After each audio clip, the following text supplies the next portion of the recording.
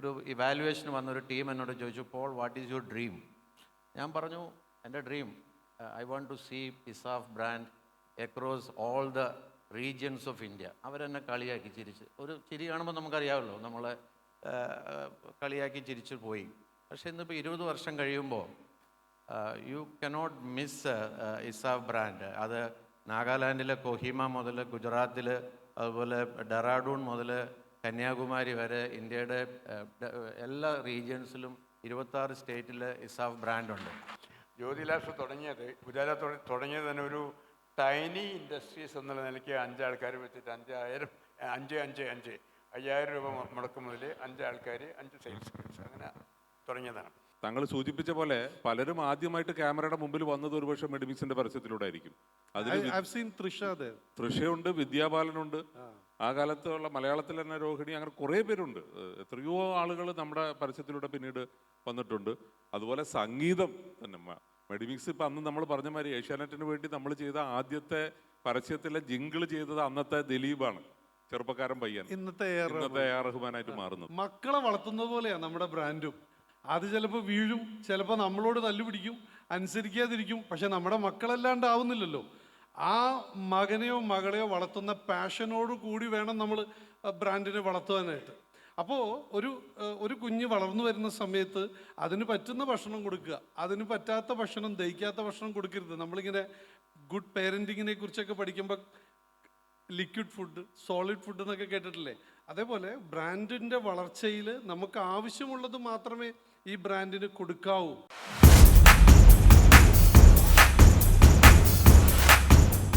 So good evening all. നമ്മൾ സമയം അതിക്രമിച്ചിരിക്കുന്നതിനാൽ നമ്മൾ വളരെ ഫാസ്റ്റായിട്ട് തന്നെ കടന്നു പോവാം. അപ്പോൾ എന്നെ ഒരുപാട് പേര് കണ്ട് സംസാരിച്ചപ്പോൾ ഒരു കാര്യം എന്നോട് പറഞ്ഞു, ഇവരുടെ കയ്യിൽ നിന്നൊക്കെ എന്തെങ്കിലുമൊക്കെ ഇവർ പ്രതിസന്ധികളൊക്കെ തരണം ചെയ്തത് എങ്ങനെയാണെന്നൊക്കെ കണ്ടുപിടിക്കണം. ഞങ്ങൾക്ക് ഭയങ്കര പ്രശ്നമാണ്, ആ പ്രശ്നങ്ങളെ എങ്ങനെ അതിജീവിക്കാൻ പറ്റും, ഇവരെന്തുകൊണ്ടാണ് ബോംബെയിലും ചെന്നൈയിലേക്കൊക്കെ പോകുന്നത്, എന്തുകൊണ്ടാണ് ഇവർ കേരളത്തിൽ നിൽക്കാത്തതെന്നൊക്കെ. അപ്പോൾ ഞാൻ ഇവരെ കിട്ടിയ കുറച്ച് സമയത്തിൽ ഞാൻ ഇവരോട് ചോദിച്ചു. അപ്പോൾ പ്രശ്നം ഇത്രയേ ഉള്ളൂ, നമ്മൾക്ക് കൃത്യമായിട്ടൊരു ദിശാബോധം ഉണ്ടാവണം, നമ്മുടെ ബ്രാൻഡ് എന്താണെന്ന് അറിയണം, നമ്മുടെ കൺസ്യൂമർ എന്താണെന്ന് അറിയണം. സ്ഥിരോത്സാഹത്തോടുകൂടി കഠിന പ്രയത്നത്തോടുകൂടി നമ്മൾ മുന്നോട്ട് പോയാൽ ഈ ജീവിത വിജയം സാധ്യമാക്കാൻ സാധിക്കുമെന്ന് നമുക്ക് മുൻപേ തെളിയിച്ചിട്ടുള്ള 3 പ്രഗത്ഭ വ്യക്തികളുടെ കൂടെയാണ് ഞാൻ ഇന്നിരിക്കുന്നത്. ധനം MSME സമ്മിറ്റിലേക്ക് നിങ്ങളെ എല്ലാവരെയും സ്നേഹപൂർവ്വം സ്വാഗതം ചെയ്യുന്നു. അതിൻ്റെ ഒപ്പം തന്നെ നമുക്ക് ഇൻറ്ററാക്ട് ചെയ്യാനുള്ള പോസിബിലിറ്റീസ് ഉണ്ട്. നിങ്ങൾക്ക് എന്തെങ്കിലും ചോദ്യം ഉണ്ടെങ്കിൽ അതിൻ്റെ കോർഡിനേറ്ററുമായിട്ട് നിങ്ങളൊന്ന് ബന്ധപ്പെട്ട് നമുക്ക് കുറച്ച് ഇൻട്രസ്റ്റിംഗ് ആയിട്ട് കൊണ്ടുപോകാം. ഞാൻ എപ്പോഴും ആലോചിക്കാറുണ്ട്, ഈ കഴിഞ്ഞ ദിവസം ലാലേട്ടന് ദാദാസാഹിബ് ഫാൽക്കെ അവാർഡ് കിട്ടിക്കഴിഞ്ഞപ്പോൾ ഒരുപാട് പേര് ലാലേട്ടനെ അവതാരം എന്ന് വിശേഷിപ്പിച്ചിട്ടുണ്ട്. സത്യത്തിൽ ഞാൻ എൻ്റെ 10-25 വർഷമായിട്ടുള്ള ബ്രാൻഡിങ്, അഡ്വർടൈസിങ് മേഖലകളിൽ കാണുന്ന പല ബിസിനസ് ഓണേഴ്സിനും എനിക്ക് ഈ ദൈവികമായ പല കാര്യങ്ങളും എനിക്ക് കാണാൻ സാധിച്ചിട്ടുണ്ട്. ഇവർ ഓരോരുത്തരെ എടുത്തു കഴിഞ്ഞാൽ ഇവർ ഓരോരുത്തരുടെയും കർമ്മമണ്ഡലത്തിൽ ഇവർ സമൂഹത്തോടൊരു പ്രതിബദ്ധതയുള്ളവരാണ്. ഞാൻ എൻ്റെ ജീവിതയാത്രയിൽ കണ്ടിട്ടുള്ള മുഴുവൻ ബ്രാൻഡ് ഓണേഴ്സും പണമല്ല അവരുടെ പ്രഖ്യാപിത ലക്ഷ്യം. പണത്തിലുപരി അവരിടപെടുന്ന കാര്യങ്ങളിൽ ബ്രാൻഡിൽ ഒരു മൂല്യം എങ്ങനെ ഉയർത്താം, കമ്പനിയുടെ ടേൺ ഓവറിനേക്കാൾ ബ്രാൻഡ് ഇക്വിറ്റിക്ക് വിലമതിക്കുന്ന വ്യക്തികളാണ് ഇവരെല്ലാം. നമുക്ക് ഇവരിൽ നിന്ന് തന്നെ കേൾക്കാം. ഇപ്പോൾ ഞാൻ ഇന്ന് ഫുൾ ബ്ലാക്ക് ഇട്ട വന്നത്, ഞാൻ നോക്കിയപ്പോൾ രാമേന്ദ്രൻ സാർ ഫുൾ വൈറ്റ് ഇട്ടാണ് വന്നിരിക്കുന്നത്. അപ്പോൾ രാമേന്ദ്രൻ സാറിനെ പറ്റി ഞാൻ പഠിക്കുമ്പോൾ എനിക്ക് മനസ്സിലാവുന്നത്, സാറ് നന്മ ഇഷ്ടപ്പെടുന്ന, അഴുക്കിനെ വെറുക്കുന്ന, ദുർഗന്ധത്തെ വെറുക്കുന്ന, തിന്മയെ വെറുക്കുന്ന വ്യക്തി. ദൈവമേ, ഞാൻ വിചാരിച്ചു ഇനി ഡ്രസ്സ് മാറാനുള്ള സമയം പോലും ഇല്ല. അപ്പോൾ രാമേന്ദ്രൻ സാറിൻ്റെ ഒരു ദിവ്യപ്രഭയുടെ മുമ്പിലാണ് നമ്മൾ നിൽക്കുന്നത്. ചെറുപ്പം മുതലേ നമ്മൾ കണ്ടിട്ടുള്ളതാണ് ഉജാലയുടെ പരസ്യങ്ങളൊക്കെ. സോ സ്വന്തം വേഷത്തിന് വെണ്മ കൂട്ടുവാൻ എങ്ങനെ സാധിക്കുമെന്നുള്ള ചിന്തയിൽ നിന്നും രാമേന്ദ്രൻ സാർ ഇന്ത്യയിലെ വലിയൊരു ബ്രാൻഡായി മാറി. സാറിൽ നിന്ന് നമുക്കറിയേണ്ട ഒരു കാര്യം എന്താണെന്ന് വെച്ചാൽ, രാമേന്ദ്രൻ സാറിൻ്റെ പ്രവർത്തനങ്ങൾ ബോംബെ സെൻറ്റേർഡ് ആയിരുന്നു. ഈ ബോംബെ സെൻറ്റേർഡായിട്ട് സാറ് ബിസിനസ് ചെയ്തതിൽ എത്രത്തോളം സാറിനതൊരു നാഷണൽ ബ്രാൻഡായിട്ട് മാറാനായിട്ട് സാറിന് ഹെൽപ്പ് ചെയ്തു? അത് ഒരു നാഷണൽ ബ്രാൻഡ് എന്ന് പറയുമ്പോൾ ബോംബെക്ക് ഒരു പ്രത്യേക സ്ഥാനമുണ്ട്. അനവധി ഇൻഡസ്ട്രിയലിസ്റ്റ് ഇനി ജന്മം കൊടുത്തുള്ള ഒരു സ്ഥലമാണ് ബോംബെ, ധാരാളം. പക്ഷെ ഒരു തുടങ്ങുന്ന സമയത്ത് എൻ്റെ മനസ്സിലുണ്ടായിരുന്നത് ഒരു ഓൾ ഇന്ത്യ ഓർഗനൈസേഷൻ ആയിരിക്കണം. പക്ഷേ അന്ന് സ്വപ്നം കാണാനേ പറ്റുള്ളൂ. ജ്യോതി ലാബ്സ് തുടങ്ങിയത്, ഉജാല തുടങ്ങിയത് തന്നെ ഒരു ടൈനി ഇൻഡസ്ട്രീസ് എന്നുള്ള നിലയ്ക്ക് 5 ആൾക്കാർ വെച്ചിട്ട് 5000 രൂപ മുടക്ക് മുതൽ 5 ആൾക്കാർ 5 സെയിൽസ് ഗേൾസ് അങ്ങനെ തുടങ്ങിയതാണ്. പക്ഷെ ഇത്രയാവുന്ന സ്വപ്നത്തിലുണ്ടായിരുന്നു. അങ്ങനെയാണ് ബോംബെ അഡ്രസ്സ് കൊടുക്കാൻ കാരണം. ബോംബെ അഡ്രസ്സ് ആണെങ്കിൽ നമുക്ക് എവിടെ വേണമെങ്കിൽ ഫാക്ടറീസ് ഇടാം. ഒരു ഫാക്ടറിയുടെ അഡ്രസ്സ് മാത്രം അണിച്ചെങ്കിൽ അതിന് ലിമിറ്റേഷൻസ് ഉണ്ട്. അങ്ങനെയാണ് തുടങ്ങിയ കാര്യം. അത് ഒരുപാട് സഹായിച്ചിട്ടുണ്ട് എന്നെ. പക്ഷേ കംപ്ലീറ്റ് R&D അവിടെ നിന്നാണ്. ടോട്ടൽ ഫൈനാൻസിൻ്റെ ഒരു ക്യാപിറ്റലാണ് അവിടെ. ഫൈനാൻസ് ഉണ്ടായും വെച്ചിട്ടില്ല, പക്ഷേ എന്നാലും ഫൈനാൻസ് കിട്ടാനായിട്ട് വളരെ എളുപ്പമാണ് അവിടെ. നമ്മളൊരു നാട്ടിലാണെങ്കിൽ 5000 രൂപ കടം ചോദിച്ചാൽ ആരും തരില്ല. അവിടെ നമുക്ക് ബുദ്ധിമുട്ടില്ല. സോ ഇന്ത്യയുടെ വ്യാവസായിക നഗരമായ മുംബൈയിൽ നമ്മുടെ ബിസിനസ് സാധ്യതകൾ വർദ്ധിപ്പിക്കുവാനുള്ള മേഖലകൾ ധാരാളമുണ്ട്. അപ്പോഴും തുടക്കത്തിൽ കമ്പനിയുടെ എല്ലാ ടെസ്റ്റ് മാർക്കറ്റായിട്ട് കേരളം വെക്കുന്നു. തൃശ്ശൂരിൽ നിന്ന് ഇവർക്ക് 3 പേർക്കും ഒരു തൃശ്ശൂർ കണക്ഷനുണ്ട്. അത് യാദൃശ്ചികമായിരിക്കും. ധനം അത് അങ്ങനെ അറിഞ്ഞുകൊണ്ട് തന്നെയാണോ ഇവരെ 3 പേരെയും തൃശ്ശൂർ ഇറക്കിയതെന്ന് അറിയില്ല. എങ്കിലും തൃശ്ശൂരിൻ്റെ വിജയ ചരിത്രത്തിലെ ഇന്ത്യ മുഴുവൻ പടർന്നു പന്തലിക്കുന്ന ബ്രാൻഡ് ഓണേഴ്സിൻ്റെ ലിസ്റ്റിൽ ഇവർ 3 പേരും ഉണ്ട്. അപ്പോൾ തൃശ്ശൂർ തന്നെ സെൻറ്ററായിട്ട് ഇസാഫ് ബാങ്ക് ഇപ്പോൾ ചരിത്രം സൃഷ്ടിച്ചുകൊണ്ടിരിക്കുകയാണ്. ഇസാഫ് ബാങ്കിൻ്റെ പ്രവർത്തനങ്ങൾ നോക്കിക്കഴിഞ്ഞാൽ നമ്മൾ ആദ്യം ഇസാഫ് ബാങ്കിൻ്റെ പുറകിൽ ശക്തമായി നിൽക്കുന്ന ഒരു പില്ലർ നമ്മൾ കാണുന്നുണ്ട്. ആ പില്ലർ മറ്റാരുമല്ല, ഡോക്ടർ പോൾ തോമസ്. ഡോക്ടർ പോളിൻ്റെ ഒരു 10 മിനിറ്റ് നേരിട്ടിരുന്ന് സംസാരിക്കുമ്പോൾ തന്നെ നമുക്ക് മനസ്സിലാവുന്ന ഒരു കാര്യം എന്താണെന്ന് വെച്ച് കഴിഞ്ഞാൽ, ഞാൻ നേരത്തെ പറഞ്ഞ പോലത്തെ കുറച്ച് ഡിവൈൻ ആസ്പെക്ട്സ് ആണ്. സമൂഹത്തിന് മുഴുവൻ നീതി കിട്ടണം, എല്ലാവർക്കും തുല്യ നീതി, ആരും മാർജിനലൈസ് ചെയ്യപ്പെടരുത്, ആരെയും പാർശ്വവൽക്കരിക്കരുത്, എല്ലാവർക്കും അവരുടെ ജീവിതത്തിൽ ഉയർന്നു വരുവാനുള്ള ഒരു വേദിയായി മാറണം. ആ ഒരു ദൃഢനിശ്ചയത്തിൽ നിന്നാണ് ഇസാഫ് ബാങ്ക് പിറവിയെടുക്കുന്നത്. ഇസാഫ് ബാങ്കിൻ്റെ പ്രവർത്തനങ്ങൾ ഇപ്പോൾ ഇന്ത്യ മുഴുവൻ പടർന്നു പന്തലിക്കുമ്പോഴും സാറ് തൃശ്ശൂർ ബേസ്ഡ് ആണ്. അപ്പോൾ സ്വാഭാവികമായിട്ടും നമ്മൾ കേട്ടിട്ടുണ്ട് കേരളത്തിലൊരു ബിസിനസ് അന്തരീക്ഷം കുറയുന്നു, കേരളത്തിലെ പല പ്രതിസന്ധികളെയും നേരിടേണ്ടി വരുന്നു. എങ്കിലും സാർ എങ്ങനെയാണ് അത് തൃശ്ശൂരിൽ നിന്ന് തന്നെ ഇന്ത്യ മുഴുവനുള്ളൊരു ബാങ്കിങ് രംഗത്തേക്ക് ശ്രദ്ധ കൊടുക്കുന്നത്? Thank you Sijoy. ഞാൻ ചോദ്യത്തിലേക്ക് വരുന്നതിന് മുമ്പായിട്ട് ധനത്തിനെ ഒന്ന് അപ്രീഷിയേറ്റ് ചെയ്യേണ്ടതുണ്ട്. എനിക്ക് പ്രിയ കുര്യനെയും മരിയെയും വിജയനെയും അനൂപും സഞ്ജയും ഓൾ ധനം ടീമിന് തൃശ്ശൂരിൽ നിങ്ങൾ ആദ്യമായിട്ട് ഇങ്ങനെ ഒരു MSME സമ്മിറ്റ് നടത്തിയതിൽ ഒരു തൃശ്ശൂർ ഹെഡ് ക്വാർട്ടേർഡായിട്ടുള്ള ബാങ്കിൻ്റെ ഫൗണ്ടർ എന്നുള്ള നിലയിൽ പ്രത്യേകമായിട്ടുള്ള നന്ദി അറിയിക്കുന്നു. കാര്യം ഞങ്ങൾ തൃശ്ശൂർ മാനേജ്മെൻറ്റ് അസോസിയേഷനും എല്ലാം ചിന്തിച്ചുകൊണ്ടിരിക്കുന്ന ഒരു വിഷയമാണ്. തൃശ്ശൂരിൽ മുൻപുണ്ടായിരുന്ന തൃശ്ശൂരിൻ്റെ ബിസിനസ്സിലുള്ള ഒരു ആധിപത്യം എങ്ങനെ തിരിച്ചു കൊണ്ടുവരാം, അതിൻ്റെ ഒരു എക്കോ സിസ്റ്റം എങ്ങനെ ബിൽഡ് ചെയ്യാമെന്നുള്ളതിനെക്കുറിച്ച് കുറച്ച് വർഷങ്ങളായിട്ട് ഞങ്ങൾ ചിന്തിച്ചുകൊണ്ടിരിക്കുന്നതാണ്. തീർച്ചയായിട്ടും ആ ഒരു ചിന്തയ്ക്ക് അത് ആക്സിലറേറ്റ് ചെയ്യാനായിട്ട് തീർച്ചയായിട്ടും സാധിച്ചിട്ടുണ്ട് എന്ന് ആദ്യം ഞാൻ ഓർമ്മിപ്പിച്ചോളട്ടെ. തൃശ്ശൂർ തന്നെ എൻ്റെ ചോദ്യം എനിക്ക് തോന്നുന്നു തൃശ്ശൂരിൽ തന്നെ നിൽക്കാനായിട്ടുള്ള കാര്യം എന്തെന്നുള്ളതാണ്. ഞാൻ എൻ്റെ സംരംഭക യാത്ര ഞാനൊരു സാമൂഹ്യ പ്രവർത്തനമായിട്ടാണ് ഇസാഫ് ആരംഭിക്കുന്നത്. കാരണം 80s ഏർലി 90s ഒക്കെ ചുറ്റുപാടും കണ്ടതായിട്ടുള്ള തൊഴിലില്ലായ്മയും മനുഷ്യൻ്റെ കഷ്ടപ്പാടുകളും ഒക്കെ കണ്ട് ഞാൻ എൻ്റെ മുമ്പ് ജോലി ചെയ്തിരുന്ന ഇഫ്കോ എന്ന് പറയുന്ന ഫെർട്ടിലൈസർ കോപ്പറേറ്റീവിൻ്റെ ആ ജോലിയുടെ ഭാഗമായിട്ട് ഇന്ത്യയുടെ വിവിധ സംസ്ഥാനങ്ങളിൽ ഗ്രാമങ്ങളൊക്കെ വിസിറ്റ് ചെയ്യാനായി. അപ്പം മനുഷ്യൻ്റെ കഷ്ടപ്പാടുകൾ ഒക്കെ കണ്ടു. അപ്പം ഞാനൊരു ദൈവവിശ്വാസിയാണ്. അപ്പം ഞാൻ ചോദിക്കാൻ തുടങ്ങി, ദൈവം എന്തുകൊണ്ട് ഇങ്ങനെ കുറച്ച് ആളുകളോട് അനീതി ചെയ്യുന്നു? അപ്പോൾ എനിക്ക് മനസ്സിലായി ദൈവത്തിൻ്റെ കുഴപ്പമൊന്നുമല്ല, നമ്മളാണ് ഇതിന് പരിഹാരം കാണേണ്ടത്. മനുഷ്യന് ഇവിടെയുള്ള റിസോഴ്സസൊക്കെ ഉണ്ട്, നമ്മളത് എല്ലാവർക്കും തുല്യമായിട്ട് അത് കൊടുക്കാനായിട്ടുള്ള സാഹചര്യങ്ങൾ ഉണ്ടാക്കുക എന്നുള്ളതാണ്. അപ്പോൾ എനിക്കെന്ത് ചെയ്യാനായിട്ട് കഴിയുമെന്നുള്ള ചിന്തയിൽ നിന്നാണ് ഞങ്ങൾ കുറച്ച് പേര് കൂടി ഇസാഫ് എന്ന് പറയുന്ന ഒരു ചാരിറ്റബിൾ സൊസൈറ്റി ആയിട്ടാണ് തുടങ്ങിയത്. അപ്പോൾ അത് തൃശ്ശൂരിലെ മണ്ണുത്തി എന്ന് പറയുന്ന നാട്ടിൽ, അന്ന് തൃശ്ശൂരിൻ്റെ സബർബ്സ് ആയിരുന്നു, ഇപ്പോൾ തൃശ്ശൂർ സിറ്റിയുടെ ഭാഗമാണ്. അവിടെ നിന്നാണ് ഞങ്ങൾ തുടങ്ങി. പിന്നീട് ഞാൻ ഏർപ്പെട്ടതായിട്ടുള്ള മേഖലകൾ എൻ്റർപ്രണർഷിപ്പ് ഡെവലപ്മെൻ്റ് ആയിരുന്നു. ത്രൂ എൻ്റർപ്രണർഷിപ്പിലൂടെയാണ് ആളുകൾക്ക് പണം ഉണ്ടാക്കാനായിട്ട് സഹായിക്കുക, ജോലി ഉണ്ടാക്കാനായിട്ട് സഹായിക്കുക, അവരെ സ്വന്തം കാലിൽ നിൽക്കാനായിട്ട് സഹായിക്കുക. അപ്പോൾ അതിന് വേണ്ടിയിട്ട് ഏറ്റവും നല്ല മാർഗ്ഗം എന്ന് പറയുന്നത് എൻ്റർപ്രണർഷിപ്പ്. അങ്ങനെയാണ് മൈക്രോ എൻ്റർപ്രണർഷിപ്പ് ഡെവലപ്മെൻറ്റ് പ്രോഗ്രാം എന്നുള്ള ഒരു പേരിൽ 95 ഞങ്ങളൊരു പ്രോഗ്രാം ആരംഭിച്ചു.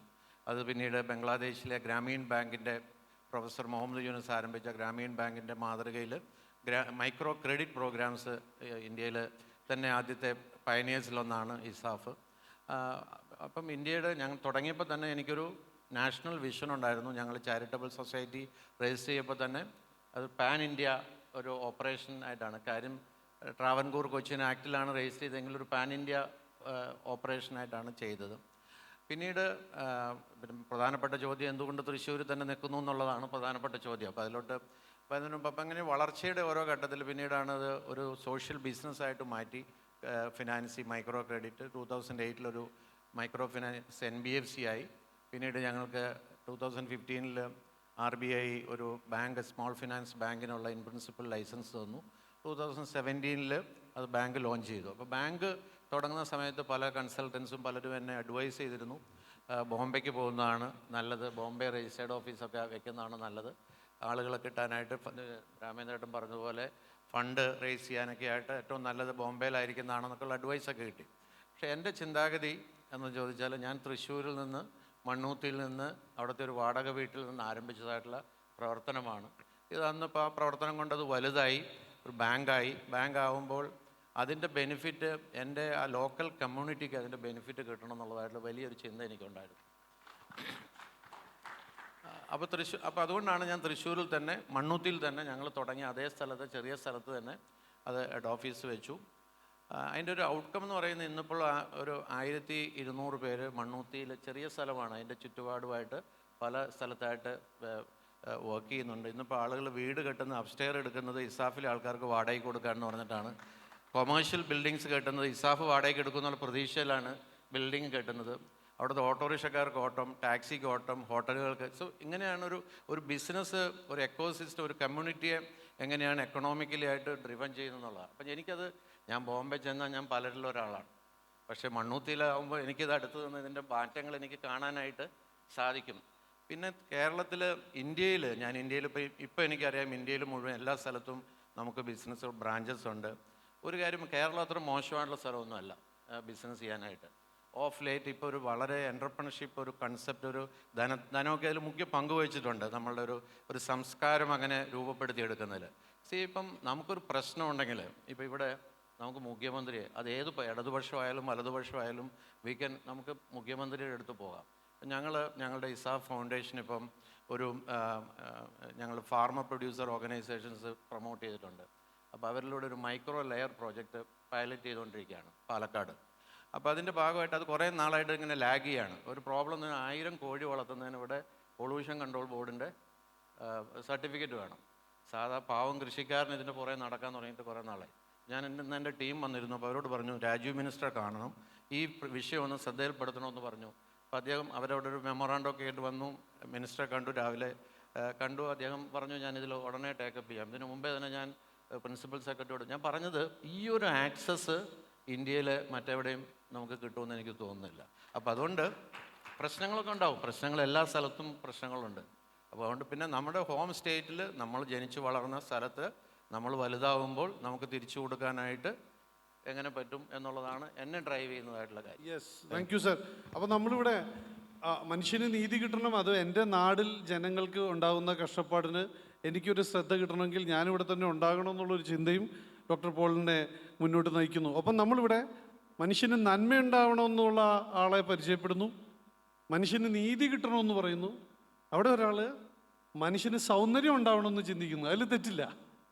ആരോഗ്യകരമായ സൗന്ദര്യം ഉണ്ടാവണമെന്ന് ആഗ്രഹിച്ച് ധീരമായ ഒരു ബ്രാൻഡുമായിട്ട് മുന്നോട്ട് പോകുന്ന മെഡിമിക്സ്, ഞാനും ഒരു മെഡിമിക്സ് യൂസറാണ് കേട്ടോ. കാരണം വളരെ ചെറിയ പ്രായത്തിൽ എനിക്കാണെങ്കിലും സ്കിൻ ഡ്രൈനെസ് ഒക്കെ ഉണ്ടായിരുന്ന സമയത്ത് നമുക്ക് മെഡിമിക്സ് സോപ്പ് ആക്ച്വലി നമ്മുടെ ചർമ്മ സംരക്ഷണത്തിന് നല്ലതാണെന്ന് ചെറുപ്പം മുതലേ കേട്ട് തന്നെയാണ് വളർന്നത്. ആ ചിന്തയൊന്നും ഇതുവരെ മാറിയിട്ടില്ല. മറ്റൊരു സോപ്പിൻ്റെ പരസ്യം ഞാൻ ചെയ്യുന്നത് വരെ മെഡിമിക്സ് തന്നെയായിരിക്കും ഞാൻ ഉപയോഗിക്കുന്നത്. അപ്പോൾ ഞാൻ ഇൻട്രസ്റ്റിംഗ്ലി അനൂപ് സാറിനെ സംസാരിക്കുന്ന സമയത്ത് എന്നോടൊരു കാര്യം ഷെയർ ചെയ്തു. അതായത് നമ്മുടെ ഈ MSME രംഗത്തുള്ള പലർക്കും ഗുണകരമാകുന്ന പല പദ്ധതികളും ഗവൺമെൻറ്റിൻ്റെ ഭാഗത്തുണ്ട്. അത് എപ്പോഴും നമ്മളെല്ലാം അറിയണമെന്നില്ല. അങ്ങനെയുള്ള അറിയാനൊക്കെ ആയിട്ടുള്ള വേദിയാണ് ധനത്തിൻ്റെ ഇതുപോലുള്ള സമ്മിറ്റുകളൊക്കെ. അപ്പോൾ ഒരു കാര്യം ഞാൻ പറയാം, ഇവർ 3 പേരും ഇവരുടെ ജീവിതയാത്രയിൽ ധനത്തിൻ്റെ ഒരു പാർട്ട്ണർ പോലെയാണ്, ഒരു പങ്കാളി പോലെയാണ്. നിങ്ങൾ കേരളത്തിലെ ബിസിനസ് രംഗത്ത് മുന്നോട്ട് വരാൻ ആഗ്രഹിക്കുന്ന എല്ലാവർക്കും വളരെ സോളിഡായിട്ട് അപ്രോച്ച് ചെയ്യാവുന്ന അല്ലെങ്കിൽ ഫോളോ ചെയ്യാവുന്ന ഒരു നല്ല ബ്രാൻഡായിട്ട് ധനം മാറിയിട്ടുണ്ട്. ഹാറ്റ്സ് ഓഫ് ടു എൻ്റെയർ ധനം ടീം. ഞാനിപ്പോൾ ഇളവരശി മാമിനെ പരിചയപ്പെട്ടു, അശ്വതി ബ്രാൻഡും ഒക്കെ പരിചയപ്പെട്ടു. അപ്പോൾ തമിഴ്നാട്ടിൽ നിന്ന് പോലും കേരളത്തിൻ്റെ ഈ ഒരു കാര്യങ്ങളൊക്കെ കൃത്യമായിട്ട് ഫോളോ ചെയ്ത് ഇവിടെ എത്തിയിട്ടുണ്ട്. We have lot of other state people here. എനിക്ക് തോന്നുന്നു കർണാടകത്തിൽ നിന്നും തമിഴ്നാട്ടിൽ നിന്നൊക്കെ ഒരുപാട് മലയാളീസ് എത്തിയിട്ടുണ്ട്. എനിക്ക് അനൂപ് സാറിനോട് ചോദിക്കാനുള്ളൊരു ചോദ്യം, സാറ് നേരത്തെ നമ്മൾ തമ്മിൽ സംസാരിച്ചപ്പോൾ പങ്കുവച്ചത് ഒരുപാട് ബെനിഫിറ്റ്സുകൾ ഇവരെ അറിയാതെ പോകുന്നുണ്ട്. സാർ അതിനെക്കുറിച്ചൊന്ന് പറയാമോ? അത് ശരി. ഞാൻ ചെന്നൈയിലാണ് സെറ്റിൽ ചെയ്തിരിക്കുന്നത്. മെഡിമിക്സ് തുടങ്ങുന്നതും ചെന്നൈ തന്നെയാണ്. അപ്പോൾ കുറച്ച് കാലമായിട്ട് ഞാൻ MSMEയുടെ അസോസിയേഷൻ ഫെഡറേഷനുണ്ട്, ഓൾ ഇന്ത്യ ഫെഡറേഷനുണ്ട്, അതിൽ കുറച്ച് സജീവമായി പ്രവർത്തിക്കുന്നുണ്ട്. ഇപ്പോൾ ഈ അടുത്ത കാലത്ത് നമുക്ക് ഒരു വിജയമെന്ന് പറയാവുന്നത്, നമ്മൾ ഇൻഡിഗോ എയർലൈൻസുമായിട്ടൊരു അഗ്രിമെൻറ്റ് സൈൻ ചെയ്തിട്ടുണ്ട്. അപ്പോൾ ഈ അസോസിയേഷനിൽ മെമ്പർഷിപ്പ് എടുത്തു കഴിഞ്ഞാൽ MSME യൂണിറ്റുകൾക്ക് ടിക്കറ്റ് പ്രൈസിൽ 15% കുറവ് കിട്ടും. നമ്മുടെ നിങ്ങളെല്ലാം വിമാനത്തിൽ സഞ്ചരിക്കുന്നവരാണെങ്കിൽ, അല്ലെങ്കിൽ നിങ്ങൾക്ക് മാത്രമല്ല അവരുടെ സ്റ്റാഫിനും അതിൻ്റെ ബെനിഫിറ്റ് കിട്ടും. അതുമാത്രമല്ല, ഇപ്പോൾ നമ്മൾ ഫ്ലൈറ്റ് ടിക്കറ്റ് ബുക്ക് ചെയ്ത് കഴിഞ്ഞാൽ പോസ്റ്റ്പോൺമെൻറ്റോ ക്യാൻസലേഷനോ വന്നു കഴിഞ്ഞാൽ വലിയൊരു തുക നഷ്ടപ്പെടും. അതും വേവ് ചെയ്തിട്ടുണ്ട്. ചെറിയൊരു തുക മാത്രമേ നമുക്ക് നഷ്ടം വരുള്ളൂ. അപ്പോൾ അതിൽ താല്പര്യമുള്ളവർക്ക് ഞാൻ ഡീറ്റെയിൽസ് അയക്കാം, ധനത്തിന് അയച്ചു കൊടുക്കാം. ഇപ്പോൾ ഞങ്ങൾ ചെന്നൈയിലാണ് സൈൻ ചെയ്തത്, പക്ഷേ കേരളത്തിലുള്ളവർക്കും അത് എലിജിബിളാണ്. ഇവിടെയുള്ള മെമ്പേഴ്സിന് എലിജിബിളാണ്. അപ്പോൾ ആദ്യം ഫാസിലൊരു മെമ്പർഷിപ്പ് എടുക്കണം.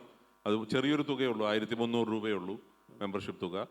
അതുപോലെ തന്നെ ഇന്ന് രാവിലെ എനിക്ക് തോന്നുന്നു MSMEയുടെ ജോയിന്റ് ഡയറക്ടർ ഇവിടെ സംസാരിച്ചിട്ടുണ്ടാവുമല്ലോ, മറ്റു ബെനിഫിറ്റൊക്കെ സംസാരിച്ച് കാണും. അതുകൊണ്ട് ഞാൻ അതിലേക്ക് കിടക്കുന്നില്ല. ഇന്ത്യയിൽ മാത്രമല്ല വിദേശത്തേക്കൊക്കെ നമ്മൾ സ്റ്റോൾ ഇടണമെങ്കിലൊക്കെ, എക്സിബിഷനുകളിൽ സ്റ്റോൾ ഇടണമെങ്കിലൊക്കെ 7 ലക്ഷം രൂപ വരെയൊക്കെ സർക്കാർ സഹായം ലഭിക്കുന്നുണ്ട്. അവിടെയുള്ളവരൊക്കെ അത് ഉപയോഗപ്പെടുത്തിയതായിട്ട് എനിക്കറിയാം. അപ്പോൾ കേരളത്തിലും അത് ചെയ്യാൻ പറ്റും. ഇപ്പോൾ നോക്കുക, ഇത് അനൂപ് സാറിനിൽ നിന്ന് ഇപ്പോൾ എനിക്ക് കിട്ടുന്ന ഒരു പിക്ചർ എന്താണെന്നറിയോ? നമുക്ക് ഒരു ബെനിഫിറ്റ് കിട്ടി, അല്ലെങ്കിൽ ഈ മാർക്കറ്റിൽ നിന്ന് നമ്മൾ അറിഞ്ഞൊരു കാര്യം അത് എത്രയും പെട്ടെന്ന് കൂടുതൽ ജനങ്ങളിലേക്ക് എത്തണം എന്നുള്ളൊരു ആഗ്രഹം കൊണ്ടാണ്. ഞങ്ങൾ അധികം സമയമായിട്ടില്ല, ഒരു 10-15 മിനിറ്റ് ഞങ്ങൾ സംസാരിച്ചിട്ടുള്ളൂ. ഈ സംസാരത്തിൻ്റെ സമയത്ത് തന്നെ ഇതാണ് ഒരാൾക്ക് കിട്ടുന്ന ഒരു അറിവ്, അല്ലെങ്കിൽ ഒരാൾക്കൊരു ഉപകാരം. പ്രത്യേകിച്ച് ഒരു ബിഗിനർ ബിസിനസ്സിൻ്റെ തുടക്കത്തിൽ എത്രത്തോളം കഷ്ടപ്പെടുന്നു എന്ന് ഇവർക്ക് വ്യക്തമായിട്ട് അറിയാം. അതുകൊണ്ട് 5%-മോ 10%-മോ അല്ല, 15% നിങ്ങളുടെ വിമാനയാത്രയിൽ നിങ്ങൾക്ക് ഇളവ് കിട്ടുന്നുണ്ടെങ്കിൽ അതൊരു ചെറിയ കാര്യമല്ല. അതെങ്ങനെ അവൈൽ ചെയ്യാൻ പറ്റും? അപ്പോൾ എപ്പോഴും നമ്മൾ അസോസിയേഷൻ്റെ പാർട്ടാവുന്നത് എല്ലാ കാലത്തും നല്ലതാണ്. തുടർന്നും അങ്ങനെയുള്ള കാര്യങ്ങളുടെ വിശദവിവരങ്ങൾ അനൂപ് സാറ് നേരിട്ടത് ഇപ്പോൾ ഒന്ന് നമ്മളോട് അത് പറഞ്ഞിട്ടുണ്ട്. അതെല്ലാവർക്കും അത് ഷെയർ ചെയ്യാവുന്ന രീതിയിൽ ചെയ്യാം. അനൂപ് സാർ, ഒരു ചോദ്യം കൂടെ ചോദിക്കട്ടെ. ഞാൻ ചെറുപ്പത്തിൽ ഇങ്ങനെ മാർക്കറ്റിംഗ് സ്റ്റഡിയൊക്കെ പഠിക്കുന്നതിൻ്റെ കൂട്ടത്തിൽ നമ്മുടെ ഇന്ത്യയിൽ ആദ്യമായിട്ട് ഒരു ബിക്കിനി മോഡലിൻ്റെ പരസ്യം ഹോർഡിങ്ങിൽ വരച്ചത് മെഡിമിക്സ് ആണെന്നാണ് എൻ്റെ ഓർമ്മ. ശരിയാണോ സാർ? ശരിയാണ്. അതെങ്ങനെയാണ് സാർ അങ്ങനെയൊക്കെയുള്ള സ്റ്റെപ്പുകൾ എടുക്കാൻ നിങ്ങൾക്കുള്ള ധൈര്യം എവിടുന്നു? അല്ല, അത് മാർക്കറ്റിംഗ് തന്ത്രം തന്നെയായിരുന്നു. ഇന്നിപ്പോൾ അത് വളരെ സാധാരണമായി. മറ്റു പല സോപ്പുകളും ഇന്ന് അത്തരം പരസ്യങ്ങളുണ്ട്. ബിക്കിനി എടുത്ത കാലത്ത് തന്നെയാണ് ഞങ്ങൾ വേറൊരു വളരെ റവല്യൂഷണറി ആയിട്ടുള്ളൊരു ഡിസിഷൻ ആയിരുന്നു റാപ്പർ പാക്കിൽ നിന്ന് ലാമിനേറ്റഡ് കാർട്ടണിലേക്ക് പോയത്. അതും മെഡിമിക്സ് ആയിരുന്നു ആദ്യമായിട്ട് ഇന്ത്യയിൽ ലാമിനേറ്റഡ് കാർട്ടൺ സോപ്പ് ഇറക്കുന്നത്. അപ്പോൾ ആ കാലഘട്ടത്തിൽ തന്നെയാണ് ഇങ്ങനെയും ചിന്തിച്ചത്. അതിന്റെ ഗുണം കിട്ടിയിട്ടുണ്ട്. തീർച്ചയായിട്ടും ആ കാലത്ത് സെയിൽസ് കൂടിയിട്ടുണ്ട്. തീർച്ചയായിട്ടും ഒരു സൗത്ത് ഇന്ത്യൻ സ്ട്രോങ് ആയിട്ട് പോകുന്ന ഒരു പ്രൊഡക്റ്റ് നാഷണൽ ബ്രാൻഡിലേക്ക് പോകണമെങ്കിൽ അന്ന് നാഷണൽ ബ്രാൻഡുകൾ ചെയ്യുന്ന അതേ മാർക്കറ്റിംഗ് തന്ത്രങ്ങൾ തന്നെ ഉപയോഗിക്കണം. അതെ, അതിനേക്കാൾ മെച്ചപ്പെട്ട ഒരു ലെവൽ മുകളിൽ കളിച്ചാണ് വന്നത്. ഞാനിവിടെ രാമേന്ദ്രൻ സാറിനെ പറ്റി പഠിക്കുമ്പോൾ നമുക്ക് കാണുന്നത് എന്താണെന്ന് വെച്ചാൽ, സാറിൻ്റെ ആദ്യകാല പരസ്യവാചകങ്ങൾ അത് എഴുതുന്നത് സാറാണ്. കാരണം ഞാനിപ്പോൾ സംസാരിച്ചപ്പോൾ മനസ്സിലായത് എന്താണെന്ന് വെച്ചാൽ, സ്വന്തം ബ്രാൻഡിനെ ഇത്രയധികം വേറെ ആരും സ്നേഹിക്കാൻ, അപ്പോൾ ഈ ബ്രാൻഡിന് എന്ത് വേണം എന്ത് വേണ്ട എന്ന് കൃത്യമായിട്ട് അറിയാവുന്ന ഒരു ബ്രാൻഡ് ഓണറാണ്. ആ ബ്രാൻഡ് ഓണർ ഒരു പേന എടുത്താൽ ലോകത്ത് ഒരു കോപ്പി റൈറ്ററിനും അതിനെ തോപ്പിക്കാൻ സാധിക്കില്ല.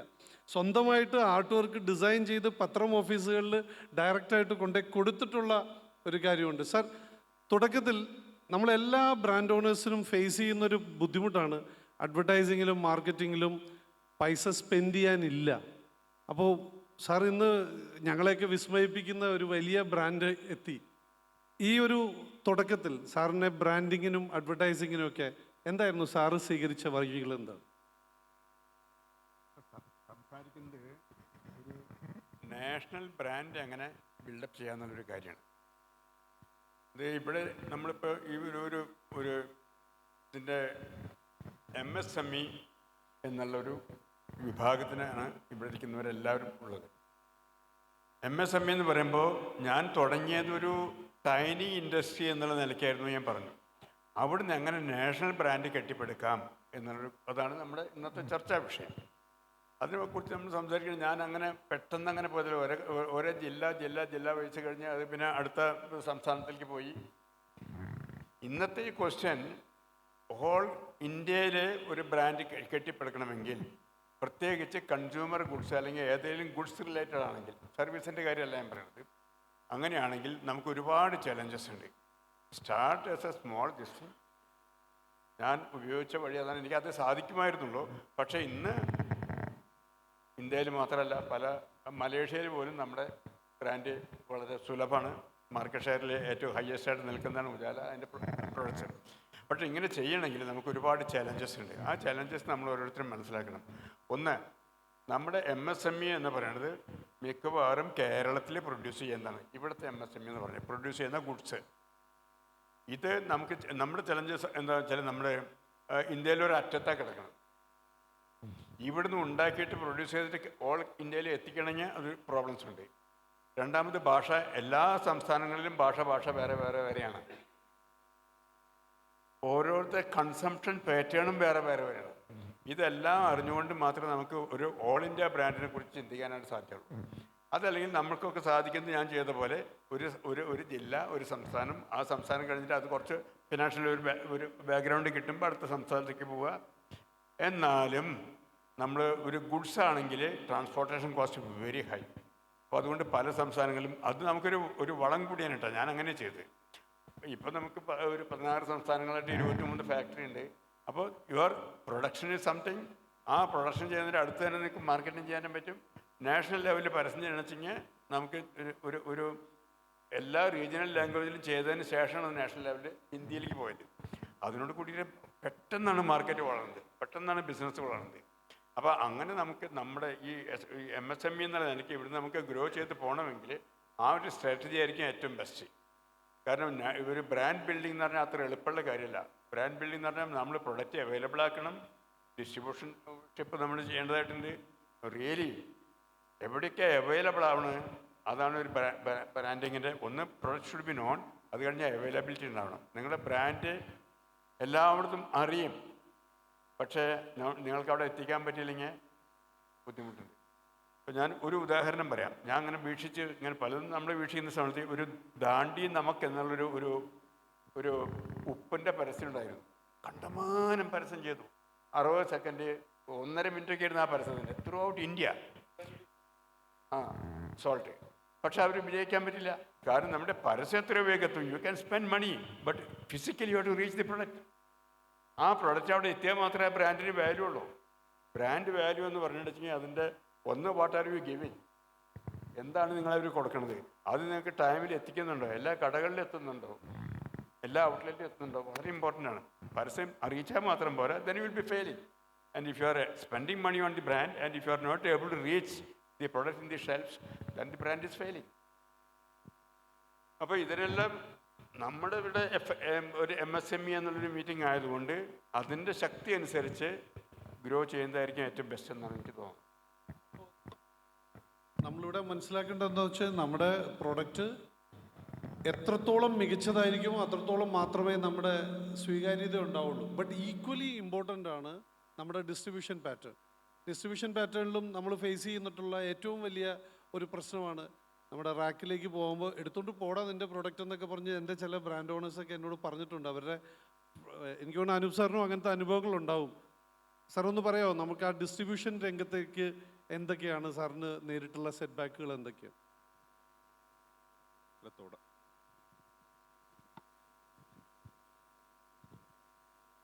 തുടക്കകാലത്ത് ഉള്ള സാഹചര്യമല്ല ഇന്നുള്ളത്. ഇന്ന് ഡിസ്ട്രിബ്യൂട്ടേഴ്സ് തന്നെ ആവശ്യമില്ലാത്ത ഒരു കാലഘട്ടത്തിലാണ് നമ്മൾ ഇന്ന് നിൽക്കുന്നത്. തുടക്കകാലത്ത് ഞാൻ വന്നപ്പോൾ മാർക്കറ്റിലുണ്ടായിരുന്ന ഒരു അവസ്ഥ എന്താണെന്ന് പറഞ്ഞാൽ, അന്നത്തെ ലീഡിങ് സോപ്പുകൾ പലതും ഹൈ ഡിമാൻഡായിരുന്നു. അവർ പ്രോഡക്റ്റ് മാർക്കറ്റിലേക്ക് വന്നു കഴിഞ്ഞാൽ ക്യൂ നിന്ന് വാങ്ങുന്ന ഒരു കാലഘട്ടം ഉണ്ടായിരുന്നു. പേര് തന്നെ പറയാം, ചന്ദ്രിക അടക്കമുള്ള സോപ്പുകൾ അങ്ങനെ ആയിരുന്നു. ലൈഫ് ബോയും എല്ലാം പ്രീമിയത്തിലാണ് പോയിരുന്നത് അന്ന് അവർക്ക് ഈ ഡിസ്ട്രിബ്യൂഷൻ നെറ്റ്വർക്ക് ആവശ്യമില്ലായിരുന്നു. അപ്പം എനിക്ക് ആദ്യമായിട്ട് കിട്ടിയ ഒരു വലിയ പോയിന്റ് അതാണ്. നമ്മൾ ഇത് അധികകാലം നിലനിൽക്കില്ല അങ്ങനെയുള്ള ഒരു ഡിസ്ട്രിബ്യൂഷൻ കാര്യങ്ങൾ. അപ്പോൾ പ്രത്യേകിച്ച് റൂറൽ മാർക്കറ്റിലൊക്കെ പോയി നോക്കുന്ന സമയത്ത് അവിടെയൊന്നും പ്രോഡക്റ്റ്സ് എത്തില്ല. ഇന്നിപ്പോൾ കൂടുതൽ സൗകര്യങ്ങളുണ്ട്, അന്ന് അങ്ങനെയല്ല. അപ്പോൾ നമ്മുടെ കയ്യിൽ ഒരു പ്രോപ്പർ സെയിൽസ് ടീം ഉണ്ടെങ്കിൽ, നമ്മുടെ ഒരു മാർക്കറ്റിംഗ് ടീം ഉണ്ടെങ്കിൽ ഈ പ്രോഡക്റ്റ്സ് എങ്ങനെ ഏറ്റവും കൂടുതൽ ആ ചാനൽ വഴി എത്തിക്കാൻ പറ്റുക എന്നുള്ളതായിരുന്നു. അപ്പോൾ ഹോൾസെയിൽ നെറ്റ്വർക്ക് കട്ട് ചെയ്ത് മാക്സിമം റീറ്റെയിലിങ്ങിലേക്ക് എങ്ങനെ കൊടുക്കുക എന്നുള്ളതായിരുന്നു അന്ന് ഞങ്ങളെടുത്തൊരു സ്ട്രാറ്റജി. ഓവർ എ പീരിയഡ് അത് സക്സസ് ആയി മാറി എന്നുള്ളതാണ്. ഇന്ന് റീറ്റെയിൽ മാർക്കറ്റിൽ, പ്രത്യേകിച്ച് റൂറൽ മാർക്കറ്റ്, നമ്മൾ വളരെ സ്ട്രോങ് ആയി മാറുന്നത് അങ്ങനെയാണ്. അപ്പോൾ അതിൽ ധാരാളം ചലഞ്ചുകളുണ്ട്. നമ്മൾ പോകുന്ന സമയത്ത് പ്രത്യേകിച്ച് മൾട്ടിനാഷണൽ കമ്പനികളെല്ലാം നമ്മുടെ പ്രോഡക്ട്സിൻ്റെ എൻട്രി തടയാൻ ശ്രമിക്കും. നമ്മൾ ചെയ്യുന്ന പരസ്യങ്ങൾ മാറ്റാൻ കടക്കാരോട് ആവശ്യപ്പെടുമായിരുന്നു. അതിനെല്ലാം അതിജീവിച്ച് തന്നെയാണ് ഇന്ന് ഈ നിലയിലേക്ക് വന്നിരിക്കുന്നത്. തീർച്ചയായിട്ടും ഞാൻ ചെറുപ്പത്തിൽ ഓർക്കുന്ന, എനിക്ക് തോന്നുന്നു ഏഷ്യാനെറ്റിൻ്റെയൊക്കെ തുടക്ക കാലഘട്ടത്തിൽ എപ്പോഴും മെഡിമിക്സിൻ്റെ പരസ്യങ്ങൾ ടി വിയിൽ കാണാൻ സാധിക്കും. ഏഷ്യാനെറ്റ് വന്ന കാലത്ത് മറ്റുള്ളവർ അങ്ങനെ ചെയ്ത് പരിചയമില്ലല്ലോ. അപ്പോൾ ഉജാലയും മെഡിമിക്സും ഒക്കെ തന്നെ ഉണ്ടായിരുന്നുള്ളൂ അന്ന് പരസ്യം കൊടുക്കാൻ വേണ്ടി. അപ്പോൾ നമ്മൾ പറയുന്ന ടേംസിന് കിട്ടുമായിരുന്നു. അതാണ് മാർക്കറ്റിൻ്റെ സാധ്യതകൾ അറിഞ്ഞ് ബിഹേവ് ചെയ്യുന്ന ഒരു പാറ്റേണിലാണ്. ഒപ്പം ഇവർ ഹാർഡ് വർക്കിംഗ് ആണ്. ഇനിയും ഇവരോട് സംസാരിക്കുമ്പോൾ I was also speaking to Maria ma'am. ഇവർ വന്നിരുന്ന് ഇവരോട് സംസാരിക്കുമ്പോഴുണ്ടല്ലോ, ഇനിയും ജീവിതത്തിൽ എത്രയോ കാര്യങ്ങൾ ചെയ്ത് തീർക്കാനുണ്ടെന്ന് പറയുന്ന ഒരു ശക്തി ഉണ്ടല്ലോ, ഒരു എനർജി. ഇവരുടെ 3 പേരുടെ എനർജിയുടെ മുമ്പിൽ എൻ്റെ എനർജി വളരെ ലോ ആണെന്ന് പോലും ഞാൻ തിരിച്ചറിഞ്ഞു. കാരണം ഇത് തീർന്നിട്ടില്ല. ഇതെന്താ പറയുക, ജസ്റ്റ് ബിഗാൻ. ഇനിയും എത്രയോ ദൂരം ഈ യാത്ര മുന്നോട്ട് പോകാനുണ്ട് എന്നുള്ള ഒരു ഡ്രൈവാണ്. അതും ഇന്ത്യ മുഴുവൻ. ഗാന്ധിജി നമ്മളെ സംസാരിക്കുമ്പോഴൊക്കെ ഗാന്ധിജി പറയുന്നത് കേട്ടിട്ടുണ്ട്, ഇന്ത്യയെ അറിയണമെങ്കിൽ ദരിദ്രരെ അറിയണം. എത്രയോ നമ്മൾ കേരളം പോലൊരു സംസ്ഥാനം പോലെയല്ല ഇന്ത്യയുടെ മറ്റു പല ഭാഗങ്ങളും. എത്രയോ സ്ഥലത്ത് ഇപ്പോഴും വെളിച്ചം എന്താണെന്നറിയാത്ത, വിദ്യാഭ്യാസം എന്താണെന്നറിയാത്ത എത്രയോ മേഖലകളുണ്ട്. അവിടെയൊക്കെ ഇസാഫ് ഒരു വലിയ ശക്തിയായിട്ട് കടന്നു വരികയാണ്. സ്വാഭാവികമായിട്ടും സാറിനും ഉണ്ടായിട്ടുണ്ടാവും ഒരു നാഷണൽ ബ്രാൻഡ് എന്നുള്ള രീതിയിൽ വളർന്നു വരുമ്പോൾ ഉണ്ടായിട്ടുള്ള ചലഞ്ചസ്. എങ്ങനെയാണ് ഇസാഫിന് അവിടെ ഒരു വേരുറപ്പിക്കാൻ സാധിച്ചത്, എസ്പെഷ്യലി കോസ്റ്റൽ ഏരിയയിലും മഹാരാഷ്ട്ര മാർക്കറ്റിലും ഒക്കെ? ഞങ്ങളങ്ങനെ ഇപ്പം ഉജാലയാണെങ്കിലും മെഡിമിക്സ് ആണെങ്കിലും ഒത്തിരി പരസ്യം ഒക്കെ ചെയ്തിട്ടാണ് ഒരു അതിലൊരു കൺസ്യൂമർ പ്രോഡക്റ്റ് ആയതുകൊണ്ട് അത് ആവശ്യമായിരുന്നു. പക്ഷേ ഇസാഫിനെ സംബന്ധിച്ചിടത്തോളം ഞങ്ങൾക്കൊന്ന് ഒരു NGO ആയിട്ട് തുടങ്ങി നമുക്കങ്ങനെ വലിയ സ്പെൻഡ് ചെയ്യാനായിട്ടുള്ള, അഡ്വർടൈസ് ചെയ്യാനായിട്ടുള്ള ഫണ്ടൊന്നും നമ്മുടെ കയ്യിൽ ഉണ്ടായിരുന്നില്ല. ഇപ്പം ഏറ്റവും പ്രധാനപ്പെട്ടതായിട്ടുള്ള ഒരു നാഷണൽ ബ്രാൻഡ് ബിൽഡ് ചെയ്യണമെന്നുണ്ടെങ്കിൽ ഒന്നാമത്തെ കാര്യം എൻ്റെ അനുഭവത്തിൽ എനിക്ക് തോന്നുന്നു, you need to have a vision. അതിനെക്കുറിച്ചൊരു ചെറുതായിട്ട് നമ്മൾ തുടങ്ങുമ്പോൾ തന്നെ അങ്ങനെ ഒരു ദർശനം, ഒരു വലിയ സ്വപ്നം ഉണ്ടെങ്കിൽ നമ്മൾ തീർച്ചയായിട്ടും അവിടെ എത്തും എന്നുള്ളത്. ഞാൻ പറഞ്ഞില്ല, ഞാൻ 92 വാടക വീട്ടിലിരുന്നുകൊണ്ട് ഒരു NGO തുടങ്ങിയപ്പോഴും എൻ്റെ വിഷൻ പാൻ ഇന്ത്യ ആയിരുന്നു. കാരണം ഞാൻ പാൻ ഇന്ത്യ, അതിനെന്നെ പ്രേരിപ്പിച്ചതായിട്ടുള്ള ഘടകം, ഇന്നിപ്പോൾ ഞാൻ ഒരു NGO, ഒരു ഡെവലപ്മെൻറ്റ് പ്രൊഫഷണൽ എന്നുള്ള നിലയിൽ നീഡായിരുന്നു ഞാൻ കണ്ട മനുഷ്യൻ്റെ ആവശ്യങ്ങൾ. നേരത്തെ സിജോയ് പറഞ്ഞതുപോലെ തന്നെ ബീഹാറിൽ, ജാർഖണ്ഡിൽ, മധ്യപ്രദേശിൽ ഒക്കെയുള്ള ഗ്രാമങ്ങളിൽ കണ്ടതായിട്ടുള്ള ആവശ്യം കേരളവുമായിട്ട് കമ്പയർ ചെയ്യുമ്പോൾ തീർച്ചയായിട്ടും നമ്മളുടെ സേവനങ്ങൾ ഏറ്റവും കൂടുതൽ ആവശ്യമുള്ളത് ആ മേഖലകളിലാണെന്ന് ഞാൻ തിരിച്ചറിഞ്ഞു. ഇന്നിപ്പോൾ ഞാനൊരു എൻ്റർപ്രണർ എന്നുള്ള നിലയിൽ ചിന്തിക്കുമ്പം ഞാൻ അവിടെ അതൊരു ഓപ്പർച്യൂണിറ്റി ആയിട്ടാണ് കാണുന്നത്. അപ്പോൾ എനിക്ക് കേരളത്തിൽ ഇവിടെ ഇരിക്കുന്ന എല്ലാ എൻ്റർപ്രണേഴ്സിനോടും എന്നോട് പറയാൻ, ഞാൻ കാണുന്ന യങ് എൻ്റർപ്രണേഴ്സിനൊക്കെ കാണുമ്പോൾ ഞാൻ പറയാൻ, don't think only about Kerala.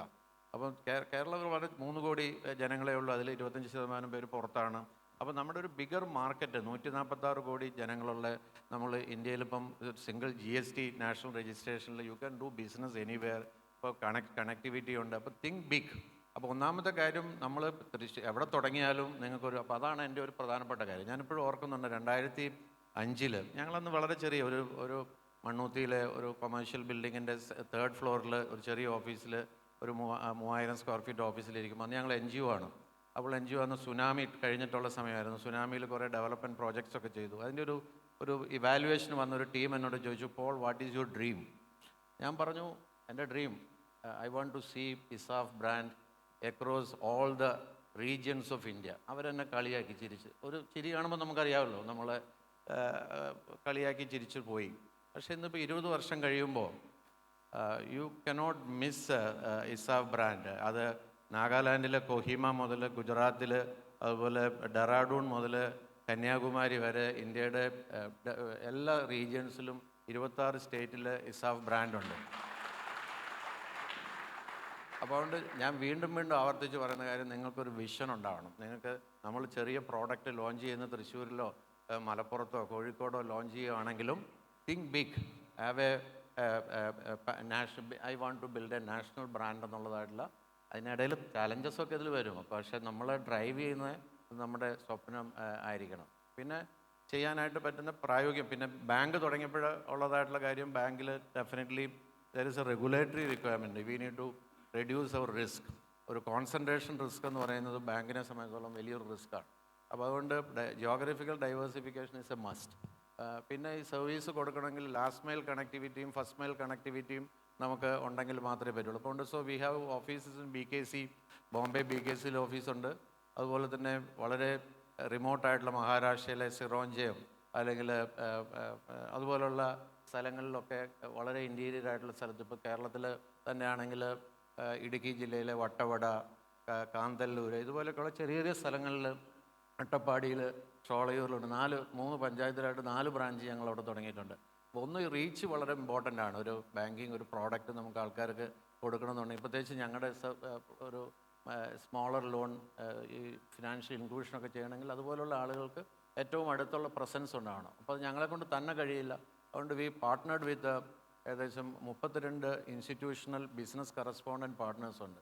അപ്പോൾ ബാങ്ക് നേരിട്ട് 780 ബ്രാഞ്ച് ഓൺ ചെയ്യുമ്പോൾ അവർ ഞങ്ങളുടെ പാർട്ട്നേഴ്സ് 1200 കസ്റ്റമർ സർവീസ് സെൻറ്റേഴ്സ് അവരുടെ ചിലവിൽ നടത്തുന്നുണ്ട്. So they are locally very strong. അവർക്ക് ലോക്കൽ കണക്ടിവിറ്റി ഉണ്ട്. So they can manage any issues locally. അപ്പോൾ ഇത് ഞാൻ ആഫ്രിക്കയിൽ നിന്നാണ് ഞാൻ ഈ മോഡൽ 2016 ബാങ്ക് തുടങ്ങുന്നതിന് മുമ്പ് ആഫ്രിക്കയിൽ പോയപ്പോഴാണ്, അവിടെയാണ് ഏജൻസി ബാങ്കിങ് വളരെ പോപ്പുലറായിട്ടുള്ളൊരു മോഡൽ ആയിട്ട് കെനിയയിലും അതുപോലുള്ള സൗത്ത് ആഫ്രിക്കയിലും ഒക്കെ കണ്ടു. അത് ഞങ്ങളിവിടെ ഇംപ്ലിമെൻ്റ് ചെയ്തു. അപ്പോൾ ഞാൻ പറഞ്ഞ ഇതെല്ലാം ഏറ്റവും ആദ്യം ഉണ്ടാവേണ്ട കാര്യം, നമുക്കൊരു വലിയ വിഷൻ ഉണ്ടാവണം. എനിക്ക് I want to build a brand, national brand അല്ലെങ്കിൽ ഇൻ്റർനാഷണൽ ബ്രാൻഡ് എന്നുള്ളതായിട്ടുള്ള വിഷൻ ഉണ്ടെങ്കിൽ പിന്നെ അതിന് there are steps you have to take. ബാക്കിയെല്ലാം ഫോളോ ചെയ്ത് വന്നോളൂ. സാർ ഇപ്പോൾ സംസാരിക്കുമ്പോഴേ ഞാൻ ആലോചിക്കുന്ന ഇതാണ്, മറ്റേത് ബിസിനസ്സിനും ട്രസ്റ്റ് ഇമ്പോർട്ടൻ്റ് ആണ്. എന്നാൽ പക്ഷേ ബാങ്കിങ്, ഫിനാൻസിങ് ഇൻസ്റ്റിറ്റ്യൂഷൻസിലൊക്കെ trust plays a major role. അപ്പോൾ അത്രയും വിശ്വാസമുള്ള ഒരു ലെവലിൽ ഒരു ബ്രാൻഡ് വളരുമ്പോഴാണ് നമുക്ക് ഈ ബ്രാൻഡിനെ ജനങ്ങളിലേക്ക് എത്തിക്കാൻ പറ്റുന്നത്. ഇസാഫ് എൻ്റെ ബാങ്കാണെന്ന് പ്രൈഡോടുകൂടി പറയണം. ഈക്വലി ഇമ്പോർട്ടൻ്റ് ആണ് നമ്മുടെ വിശ്വാസമുള്ള, നമ്മളൊപ്പം ലോയൽറ്റി ഉള്ള ഒരു ടീമിനെ, ഒരു സ്റ്റാഫിനെ, മാനേജ്മെൻറ്റ് സ്റ്റാഫിനെ നമ്മൾ മെയിൻറ്റെയിൻ ചെയ്ത് എടുക്കുക, ഡെവലപ്പ് ചെയ്ത് എടുക്കുക. സാർ, പലരും അനുഭവിക്കുന്ന ഒരു വലിയ ബുദ്ധിമുട്ടാണ് നല്ല മാൻ പവർ കിട്ടാത്തത്. അപ്പോൾ കൂടെ ലോയലായിട്ടുള്ള ആൾക്കാരെ കിട്ടാത്തത്. സാർ, അങ്ങനെയുള്ള കാര്യങ്ങളിൽ പുതിയ തലമുറയിൽ വളർന്നു വരുന്ന ബിസിനസ്സുകാർക്ക് പറഞ്ഞു കൊടുക്കാനായിട്ട് ഈ മാനേജ്മെൻറ്റിനെ പറ്റി ഒന്ന് സാർ സംസാരിക്കുമോ? ഞങ്ങൾക്കിപ്പം ഞാൻ രാമേന്ദ്രൻ സാറിനോട് ചർച്ച ചെയ്യുന്നൊരു വിഷയമാണ് അത്. നമ്മുടെ കേരളത്തിലെ എഡ്യൂക്കേഷൻ വളരെയധികം ഉണ്ട്. പക്ഷേ ഒരു നല്ല ഹൈലി ക്വാളിഫൈഡ് ആളെ നമ്മൾ ഇൻ്റർവ്യൂ ചെയ്യണം വിചാരിക്കുക. റിയലി ടെല്ലിങ്, അവർ സ്കൂളിൽ പഠിക്കുന്ന അല്ലെങ്കിൽ മാർക്ക് കിട്ടുന്ന രീതിയിലല്ല അവർ. ദേ ആർ ഓൾമോസ്റ്റ് അൺഎംപ്ലോയബിൾ, ആ രീതിയാണ്. പക്ഷേ നമ്മൾ ചില സ്കിൽഫുൾ ജോബ്സ് ഉണ്ട്. ഇപ്പോൾ നമ്മുടെ ഇപ്പം ഞാൻ പറഞ്ഞ പോലെ കൺസ്യൂമർ ഗുഡ്സ് ആണെങ്കിൽ, ആ കൺസ്യൂമർ ഗുഡ്സിന് നിങ്ങൾക്ക് എന്തെങ്കിലും സ്പെഷ്യലായിട്ടുള്ള ക്വാളിറ്റീസ് വെച്ചിട്ടുണ്ടെങ്കിൽ അത് ഇന്ത്യയിൽ എവിടെയായാലും ശരി നമുക്കതിൻ്റെ ഡിമാൻഡ് ഉണ്ടാക്കാം. നേരത്തെ ഞാൻ പറഞ്ഞതിന് കുറച്ച് വ്യത്യാസമാണ്, കാലം മാറി. കാരണം ഇന്ന് ഡിജിറ്റൽ കമ്മ്യൂണിക്കേഷൻ വളരെ ഈസിയാണ്, ഡിജിറ്റൽ മാർക്കറ്റിംഗ്, ഓൺലൈൻ സെയിൽസ് വളരെ ഈസിയാണ്. അപ്പോൾ അങ്ങനെ വരുമ്പോൾ നിങ്ങൾക്ക് ഏതെങ്കിലും ഒരു ടാർഗറ്റ് ഗ്രൂപ്പിനെ നിങ്ങൾക്ക് ടാർഗറ്റ് ചെയ്യാമെങ്കിൽ നിങ്ങൾക്ക് അവിടെ ഈസിയായിട്ട് എത്താൻ പറ്റും. അപ്പോൾ ഈ മാൻ പവർ നമ്മുടെ ഓഫീസിൽ മാത്രം മതി. പിന്നെ ബാക്കിയുള്ളൊക്കെ പ്ലാറ്റ്ഫോംസ് ഉണ്ട്, നമ്മുടെ ആമസോൺ തുടങ്ങിയുള്ള ഇതൊക്കെ ഉണ്ട്. അതുവഴിക്കൊക്കെ നിങ്ങൾക്ക് അയക്കാം. So that means the India across is now in your hands. പക്ഷേ നമ്മുടെ പ്രൊഡക്ട്സിന് അതിൻ്റേതായിട്ടുള്ളൊരു ക്വാളിറ്റി ഉണ്ടാവണം. ഒരു കോമൺ പ്രൊഡക്റ്റ് വാഷിംഗ് പൗഡർ എന്നൊക്കെ പറഞ്ഞാൽ അതൊന്നും നടക്കാൻ പോകുന്ന കാര്യമല്ല. അപ്പോൾ ഞാനിപ്പോൾ ചെയ്യുന്നത് കേരളത്തിൽ കംപ്ലീറ്റ് ആയിട്ട് നല്ല രീതിയിൽ organised marketing, shop to shop നമ്മൾ സപ്ലൈ ചെയ്യുന്നുണ്ട്. But I am doing business across India. ഈ സോഷ്യൽ മീഡിയ അത് ശരിയായിട്ട് ഉപയോഗിക്കുന്നുണ്ട്. അപ്പോൾ അതിൻ്റേതായുള്ള അത് ഹാൻഡിൽ ചെയ്യാനുള്ള ആൾക്കാർ വേണമെന്ന് മാത്രമേ. നിങ്ങളുടെ പ്രൊഡക്ട്സിന് അതിൻ്റേതായുള്ള ഒരു ക്വാളിറ്റി വേണം. ഇപ്പോൾ അമൃതവേണി എക്സാമ്പിൾ ഞാൻ പറയാം. അമൃതവേണി അല്ലെങ്കിൽ നമ്മുടെ പ്രൊഡക്ട്സാണ്, അതിൻ്റെ ഒരുപാട് ക്വാളിറ്റീസ് സ്പെഷ്യാലിറ്റീസ് വെച്ചിട്ടുണ്ട്. ഹെയറിനെ സംബന്ധിച്ച് എന്ത് നിങ്ങൾക്ക് ഇഷ്യൂസ് ഉണ്ടെങ്കിലും ശരി, അല്ലെങ്കിൽ ഹെയർ അതിനുള്ള പ്രൊഡക്ട്സൊക്കെ സെപ്പറേറ്റ് ഉണ്ട്. അങ്ങനെ ഒരു യുണീക്ക് പ്രൊഡക്റ്റ് നിങ്ങൾക്ക് ത്രൂ ഔട്ട് ഇന്ത്യയിൽ നിങ്ങൾക്ക് ആ ഒരു കോൺഫിഡൻസ് ഉണ്ടെങ്കിൽ ഇന്ന് നമുക്ക് ഈ സോഷ്യൽ മീഡിയ ഡിജിറ്റൽ കമ്മ്യൂണിക്കേഷൻ വളരെ ഈസിയാണ്. അതുകൊണ്ട് ഞാൻ ആദ്യം പറഞ്ഞ പോലെ നിരാശപ്പെടേണ്ട ആവശ്യമില്ല. You can reach anywhere. But നിങ്ങളുടെ ഗുഡ്സ് അതുപോലുള്ള ഒരു യൂണീക്ക്നെസ് ഉണ്ടാവണം എന്ന് മാത്രം. തീർച്ചയായിട്ടും സാർ, ഇപ്പോൾ സാറ് പറഞ്ഞപ്പോൾ ഒരു പോയിന്റ് ടച്ച് ചെയ്തത്, ഇന്നത്തെ സോഷ്യൽ മീഡിയ കാലഘട്ടത്തിൽ നമുക്ക് ഇവരെല്ലാം സഞ്ചരിച്ച വഴികളേക്കാൾ വളരെ എളുപ്പമുള്ള വലിയ സാധ്യതകളുള്ള ഒരു മാർക്കറ്റാണ് ഇപ്പം നമ്മുടെ മുന്നിലുള്ളത്. അപ്പോൾ ഞാൻ ആലോചിക്കുന്ന ഈ സാധാരണ ബ്രാൻഡ് അംബാസിഡർമാരെയൊക്കെ എടുക്കുന്നത് വലിയ വലിയ താരങ്ങളെയൊക്കെ ബ്രാൻഡ് അംബാസിഡറായിട്ട് എടുക്കാറുണ്ട്. പക്ഷെ മെഡിമിക്സ് അങ്ങനെയല്ല, താരങ്ങളായിട്ട് വളർന്നു വരുന്നവരെ എടുത്ത് അഭിനയിപ്പിക്കുക. സാർ അതിനെപ്പറ്റി ഒന്ന് പറഞ്ഞോളൂ. കാരണം ഞാൻ ഇപ്പോഴും മെഡിമിക്സിന് ഒരു ബ്രാൻഡ് അംബാസിഡറെ കണ്ടിട്ടില്ല. ഇനിയിപ്പം അനൂപ് സാറ് സിനിമയിലൊക്കെ അഭിനയിച്ചു തുടങ്ങിക്കഴിഞ്ഞപ്പോൾ നമുക്ക് ഇപ്പോൾ സാറ് നായകനായിട്ടൊക്കെ അഭിനയിച്ചിട്ടുണ്ട്. അച്ഛനൊരു വാഴ വെച്ചു സിനിമയിൽ സാറ് നായകതുല്യമായ വേഷത്തിലേക്ക് വരികയാണ്. ഞാനാണെങ്കിൽ സെലിബ്രിറ്റി മാനേജ്മെൻറ്റ് ബിസിനസ്സും അമേസിങ് സ്റ്റാർസ് എന്ന് പറഞ്ഞ് ചെയ്തുകൊണ്ടിരിക്കുന്നുണ്ട്. അപ്പം എന്തുകൊണ്ടാണ് സാർ ഈ ഒരു ബ്രാൻഡ് അംബാസിഡറിനെ വേണ്ട, അങ്ങനെ എന്തെങ്കിലും സാറ് ചിന്തിച്ചിട്ടുണ്ടെങ്കിൽ? കാരണം ഇതിൽ കുറച്ച് പേര് എന്നോട് ഷെയർ ചെയ്തപ്പോൾ, do we really need A brand ambassador, അല്ലെങ്കിൽ ആ ബ്രാൻഡ് അംബാസിഡർ ഇല്ലെങ്കിലും നമുക്ക് ബിസിനസ് ചെയ്യാൻ പറ്റുമോ? മെഡിമിക്സ് ആദ്യം മുതലേ എടുത്തൊരു തീരുമാനമാണത്. ഇന്ന് ഞാൻ വിശ്വസിക്കുന്നു മെഡിമിക്സ് തന്നെയാണ് ഏറ്റവും വലിയ സെലിബ്രിറ്റി എന്ന്. മെഡിമിക്സ് തന്നെ, മെഡിമിക്സ് ഞങ്ങളുടെ ബ്രാൻഡ് തന്നെയാണ് ഏറ്റവും വലിയ സെലിബ്രിറ്റി എന്ന് ഞാൻ വിശ്വസിക്കുകയാണ്. താങ്കൾ സൂചിപ്പിച്ച പോലെ പലരും ആദ്യമായിട്ട് ക്യാമറയുടെ മുമ്പിൽ വന്നത് ഒരുപക്ഷെ മെഡിമിക്സിന്റെ പരസ്യത്തിലൂടെ ആയിരിക്കും. തൃഷയുണ്ട്, വിദ്യാബാലനുണ്ട്, ആ കാലത്തുള്ള മലയാളത്തിൽ തന്നെ രോഹിണി, അങ്ങനെ കുറേ പേരുണ്ട്. എത്രയോ ആളുകൾ നമ്മുടെ പരസ്യത്തിലൂടെ പിന്നീട് വന്നിട്ടുണ്ട്. അതുപോലെ സംഗീതം തന്നെ മെഡിമിക്സ് ഇപ്പം അന്ന് നമ്മൾ പറഞ്ഞ മാതിരി ഏഷ്യാനെറ്റിന് വേണ്ടി നമ്മൾ ചെയ്ത ആദ്യത്തെ പരസ്യത്തിലെ ജിങ്കിൾ ചെയ്തത് അന്നത്തെ ദിലീപാണ്, ചെറുപ്പക്കാരൻ പയ്യൻ, ഇന്നത്തെ AR റഹ്മാനായിട്ട് മാറുന്നത്. അപ്പോൾ അങ്ങനെയാണ് ഞങ്ങളുടെ ഒരു ചരിത്രം. ഇന്ന് എനിക്ക് AR റഹ്മാനെ വെച്ച് പരസ്യം ചെയ്യാൻ പറ്റില്ല, അതാണ്. അപ്പോൾ AR റഹ്മാൻമാർ വളർന്നു വരുമ്പോൾ തന്നെ നമ്മളവരെ പിടിക്കും. അല്ല, അങ്ങനെയല്ല, അതൊക്കെ അങ്ങനെ യാദൃച്ഛികമായി സംഭവിക്കുന്നതാണ്. നമ്മൾ ഒരിക്കലും വിചാരിച്ചിട്ടില്ലല്ലോ ദിലീപ് എന്ന് പറയുന്ന ഒരു സാധാരണ മ്യൂസിക് ചെയ്ത് നടക്കുന്ന ദിലീപിന്റെ അച്ഛൻ. എൻ്റെ മെഡിമിക്സിന്റെ ഫൗണ്ടർ ഞാനൊക്കെ നാടക നടന്മാരാണ്. അപ്പോൾ ഞങ്ങളുടെ വീട്ടിലൊക്കെ നാടകത്തിന് സംഗീതം ചെയ്യാൻ വന്ന് വരും. നമുക്ക് കൂടെ വന്നിരുന്ന കുട്ടിയാണ്. ഐ റിമെമ്പർ മെല്ലെ മെല്ലെ ഒരു സംഗമം. അതെ അതെ അതെ. പാടാൻ അത്ര പോരാ, അല്ലെങ്കിൽ ഞാനിത് പാടിയ ഉഗ്രൻ ജിങ്കിളായിരുന്നത്. അല്ല, അതാണ്. അപ്പോൾ തീർച്ചയായിട്ടും അത് നോക്കണ്ട കേട്ടോ. ബ്രാൻഡ്സിന് വളരാൻ എന്ത് വേണമെന്നുള്ളത് ഞാൻ പറഞ്ഞുതരാം, എന്നെ ഒന്ന് വിളിച്ചാൽ മതി ഇടയ്ക്ക്. അല്ല, ഞാൻ പറയുന്നതേ ഇന്ന് താങ്കൾ ചോദിച്ചുകൊണ്ട് പറയാണ്, സെലിബ്രിറ്റി എന്നതിനേക്കാൾ കൂടുതൽ ഇന്ന് ഇൻഫ്ലുവൻസർ മാർക്കറ്റിംഗ് ആണ് കൂടുതൽ. അപ്പോൾ ഏത് വലിയ സിനിമാ നടൻ പറയുന്നേക്കാട്ട് ഇഫക്റ്റീവ് ആണ് തൃശ്ശൂർ നിങ്ങൾക്കൊക്കെ അറിയുന്ന ഒരു ലോക്കൽ ഇൻഫ്ലുവൻസർ ഒരു കാര്യം ഇവിടുത്തെ ലോക്കൽ ബ്രാൻഡിനെ പറ്റി സംസാരിച്ചാൽ കിട്ടുന്ന ഇഫക്റ്റ്. അതൊരു പക്ഷേ താങ്കൾ സൂചിപ്പിച്ച പോലെ ഇപ്പൊ എൻ്റെ യൂട്യൂബിലോ എൻ്റെ ഫേസ്ബുക്കിലോ ഞാൻ ചെയ്താലും ചിലപ്പോൾ അത് കിട്ടുന്നുണ്ട്. തീർച്ചയായിട്ടും ഒരു ഇൻഫ്ലുവൻസർ നമുക്ക് തന്നെ ആകാൻ പറ്റുന്ന ഒരു അവസ്ഥയിലേക്കാണ് വരുന്നത്. മിക്ക ബ്രാൻഡ് ഓണേഴ്സിന് തന്നെ ഇൻഫ്ലുവൻസർ ചെയ്യാൻ പറ്റും. അതൊരു സെലിബ്രിറ്റി പരസ്യമല്ല, പക്ഷേ ഇൻഫ്ലുവൻസർ പരസ്യമായിട്ട് ചെയ്യാൻ പറ്റും. കാരണം നിങ്ങൾ ഈ ബ്രാൻഡ് ഓണേഴ്സ് തന്നെ ഇൻഫ്ലുവൻസറായിട്ട് മാറാനുള്ള ശ്രമം നിങ്ങൾ തടയണ്ട കേട്ടോ, അത് ചെയ്തോളൂ. കാരണം ഞാൻ ഇവരെയൊക്കെ ക്ലോസ് ആയിട്ട് വാച്ച് ചെയ്യാറുണ്ട്. ഇവർ സംസാരിക്കുന്ന സമയത്ത് ഇവർ ബ്രാൻഡിനെ പറ്റി ഇൻ ആൻഡ് ഔട്ട് അറിയാവുന്ന ഓണർ തന്നെ സംസാരിക്കുന്ന സമയത്ത് ആ കണ്ണുകളിൽ ഒരു സത്യസന്ധതയുണ്ട്. അത് വേറെ ഓരോ ആക്ടർക്കും അത് അഭിനയിച്ച് കൊണ്ടുവരാൻ പറ്റില്ല. അതുകൊണ്ട് നിങ്ങളിലെ ഇൻഫ്ലുവൻസർമാരെ നിങ്ങൾ വളർത്തിക്കോ. ഞാൻ ഇൻഫ്ലുവൻസർ മാനേജ്മെൻറ്റ് ചെയ്യുന്നുണ്ട്, അതും വേണേൽ എന്നോട് ചോദിച്ചോളൂ കേട്ടോ. എല്ലാത്തിലും ഒരു വൺ സ്റ്റോപ്പ് സൊല്യൂഷൻ ഉണ്ട്. ഞാനിങ്ങനെ എപ്പോഴും ആലോചിക്കുന്നുണ്ട്, ഒരു true leader, if you read Jewish സ്റ്റോറീസിലൊക്കെ അവിടേക്ക് ഈ ആട്ടിടയന്മാരുടെ കോൺസെപ്റ്റുകളൊക്കെ, ഇപ്പം ഷെപ്പേർഡ്സിൻ്റെ ഒക്കെ സ്റ്റോറിയിൽ ഒരാട്ടിടയനും മുന്നിലല്ല നയിക്കുന്നത്, അവരെ ഏറ്റവും ബാക്കിലായിരിക്കും.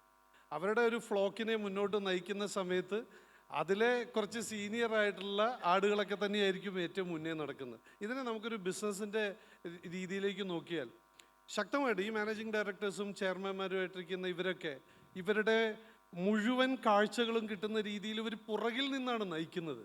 പക്ഷേ ഏറ്റവും മുമ്പിൽ പോകുന്ന ആൾ തൊട്ട് അതിലെ സ്ട്രെങ്ത് ഉള്ളവനെയും അതിലെ വീക്കായിട്ടുള്ളവനെയും എല്ലാം തിരിച്ചറിഞ്ഞുകൊണ്ടാണ് ഇവരുടെ ആ നടത്തം. അതാണ് ആ ബ്രാൻഡിൻ്റെ ഒരു ജൈത്രയാത്ര.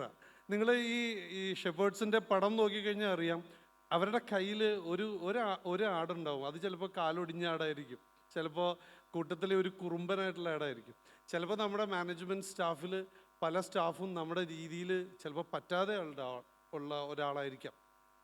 അവരെ റിജക്റ്റ് ചെയ്യുന്നതിന് പകരം ചിലപ്പോൾ അവരെ ടേക്ക് കെയർ ചെയ്താൽ നല്ല പ്രൊഡക്റ്റീവായിട്ട് നമ്മുടെ കൂട്ടത്തിൽ ലോയലായിട്ട് അവർക്ക് നിൽക്കാൻ സാധിക്കും. സോ ഇവരെ 3 പേരെയും നിങ്ങൾക്ക് നിങ്ങളുടെ മുന്നിൽ നിന്ന് കിട്ടിയിട്ടുണ്ട്. ഏറ്റവും ശക്തമായ രീതിയിൽ ഒരു ടീമിനെ നയിക്കുന്നു. അത് വലിയ ചില്ലറ കാര്യമല്ല. ഒരു മനുഷ്യനെ മനസ്സിലാക്കുക, മനുഷ്യനെ നയിക്കുക, അവരോട് കമ്മ്യൂണിക്കേറ്റ് ചെയ്യുക. ചിലപ്പോൾ ഇവർക്കൊക്കെ ഇവരുടെ സ്റ്റാഫിലെ ഒരു മിനിമം ഒരു 500 പേരുടെയെങ്കിലും പേരെടുത്ത് വിളിക്കാനുള്ള കഴിവും ഉണ്ടാവും. അതൊക്കെ ഇവർ ഗ്രാജുവലി ഡെവലപ്പ് ചെയ്യുന്നത്. ഞാനും ഒരു എംപ്ലോയി ആയിട്ട് വർക്ക് ചെയ്തിട്ടുണ്ട്. എൻ്റെ ബോസ് എന്നെ പേരെടുത്ത് വിളിക്കുമ്പോൾ എൻ്റെ ഉള്ളിൻ്റെ ഉള്ളിൽ കിട്ടുന്ന ഒരു സന്തോഷം അത് ചില്ലറയല്ല. നമുക്ക് മാസാവസാനം കിട്ടുന്ന ശമ്പളത്തേക്കാൾ കൂടുതൽ നമ്മുടെ എംപ്ലോയീസിന് പലപ്പോഴും ആവശ്യമുള്ളത് അവരെ ചേർത്ത് പിടിക്കുന്ന ഒരു ബോസിനെയാണ്.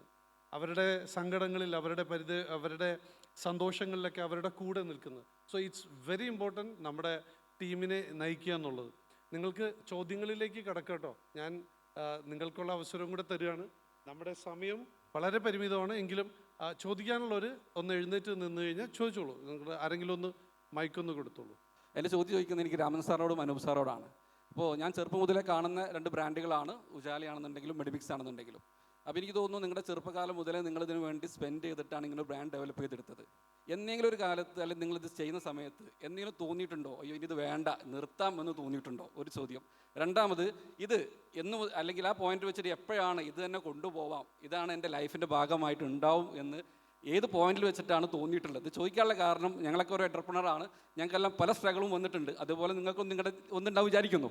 അപ്പോൾ ആ സ്ട്രഗിൾ ഞങ്ങൾക്കൊരു അല്ലെങ്കിൽ ധൈര്യം കിട്ടാൻ വേണ്ടിയിട്ടാണ് ചോദിക്കുന്നത്. പല സ്ട്രഗിൾ വന്നപ്പോഴും നമ്മളിത് ഒരു പ്രതിസന്ധി തളരാണ്ട് നമ്മൾ മുന്നോട്ട് പോകാൻ ഞങ്ങൾ ശ്രമിക്കാറുണ്ട്. അപ്പോൾ നിങ്ങൾക്കും അതുപോലത്തെ അനുഭവങ്ങൾ വന്നിട്ടുണ്ടോ എന്നുള്ളതാണ് എൻ്റെ ചോദ്യം. Thank you Riyas. റിയാസിനൊരു നല്ല കൈഡി കൊടുക്കും. അടിപൊളി ചോദ്യം. ഈ പരിപാടി ഇവിടെ വെച്ചെങ്കിൽ നിർത്തിയാലോ എന്ന് നമ്മൾ പലപ്പോഴും ചിന്തിച്ചിട്ടുണ്ടല്ലേ? Very good. നല്ല ചോദ്യം തന്നെയാണ്. ഇതിന് 2 വശമുണ്ട്. നമുക്ക് പലപ്പോഴും പലതരത്തിലുള്ള പ്രതിസന്ധികൾ ഉണ്ടായിട്ടുണ്ട്, യാതൊരു സംശയവുമില്ല. പക്ഷേ ഒരിക്കലും ഈ ബ്രാൻഡ് വേണ്ട എന്നുള്ളൊരു തീരുമാനം ഞങ്ങൾ എടുത്തില്ല. പ്രത്യേകിച്ച് ഉജാലയും ഞങ്ങൾ വളരെ അടുത്ത സുഹൃത്തുക്കൾ തന്നെയാണ്. എനിക്ക് ഓർമ്മയുണ്ട് 1983 ഞാൻ ആദ്യമായിട്ട് കേരള മാർക്കറ്റിൽ വർക്ക് ചെയ്യാൻ വരുമ്പോൾ അവിടെ അദ്ദേഹവും ഈ ഉൽപ്പന്നവുമായിട്ട് ആദ്യമായിട്ട് വരുന്നത് എനിക്ക് ഓർമ്മയുണ്ട്. അവിടെ വെച്ചാണ് ഞങ്ങൾ പരിചയപ്പെടുന്നത്. അപ്പോൾ അവിടെ നിന്നുള്ള വളർച്ച 2 ബ്രാൻഡുകളെ സംബന്ധിച്ചിടത്തോളം നമുക്കറിയാവുന്നതാണ്. ഒരിക്കലും ഞങ്ങൾ ബ്രാൻഡ് വിൽക്കുന്നതിനെ കുറിച്ച് ചിന്തിച്ചിട്ടില്ല. എല്ലാ കാലഘട്ടത്തിലും മൾട്ടിനാഷണൽ കമ്പനികളും മറ്റു വലിയ കമ്പനികളിലും വന്ന് വളരെയധികം പ്രഷർ തന്നിട്ടുണ്ട് ഞങ്ങളെ സംബന്ധിച്ചിടത്തോളം. നിങ്ങൾ പറയുന്ന തുക എഴുതി തരാം എന്ന് പറഞ്ഞ് ചെക്ക് ബുക്ക് വരെ ടേബിളിൽ വെച്ച കാലമുണ്ട്. ഇന്നും അതുപോലെ തന്നെ സംഭവിച്ചുകൊണ്ടിരിക്കുകയാണ്. പ്രതിസന്ധികൾ എന്ന് പറഞ്ഞാൽ പലപ്പോഴും അതാണ്, ഏത് ബിസിനസ്സുകാരനും അത് പ്രതീക്ഷിക്കണമല്ലോ. ബിസിനസ് ചെയ്യുക എന്ന് പറഞ്ഞാൽ റിസ്ക് ഉണ്ട്, ഓക്കെ. പക്ഷെ അതിനേക്കാളേറെ ഏത് നിമിഷവും വരുന്ന ഏത് ടെലിഫോൺ കോളും നമ്മളെ പേടിപ്പിക്കുന്ന തരത്തിലായിരിക്കും. ഇപ്പോൾ എന്നെ സംബന്ധിച്ചിടത്തോളം ഞങ്ങൾക്കുണ്ടായ ഏറ്റവും വലിയൊരു പ്രതിസന്ധി എന്ന് പറയുന്നത്, ഞാൻ മുമ്പ് പലപ്പോഴും പറഞ്ഞിട്ടുള്ള കാര്യമാണ്, 85 കാലഘട്ടം വരെ സോപ്പ് ഉണ്ടാക്കാൻ ലൈസൻസ് ആവശ്യമില്ലായിരുന്നു.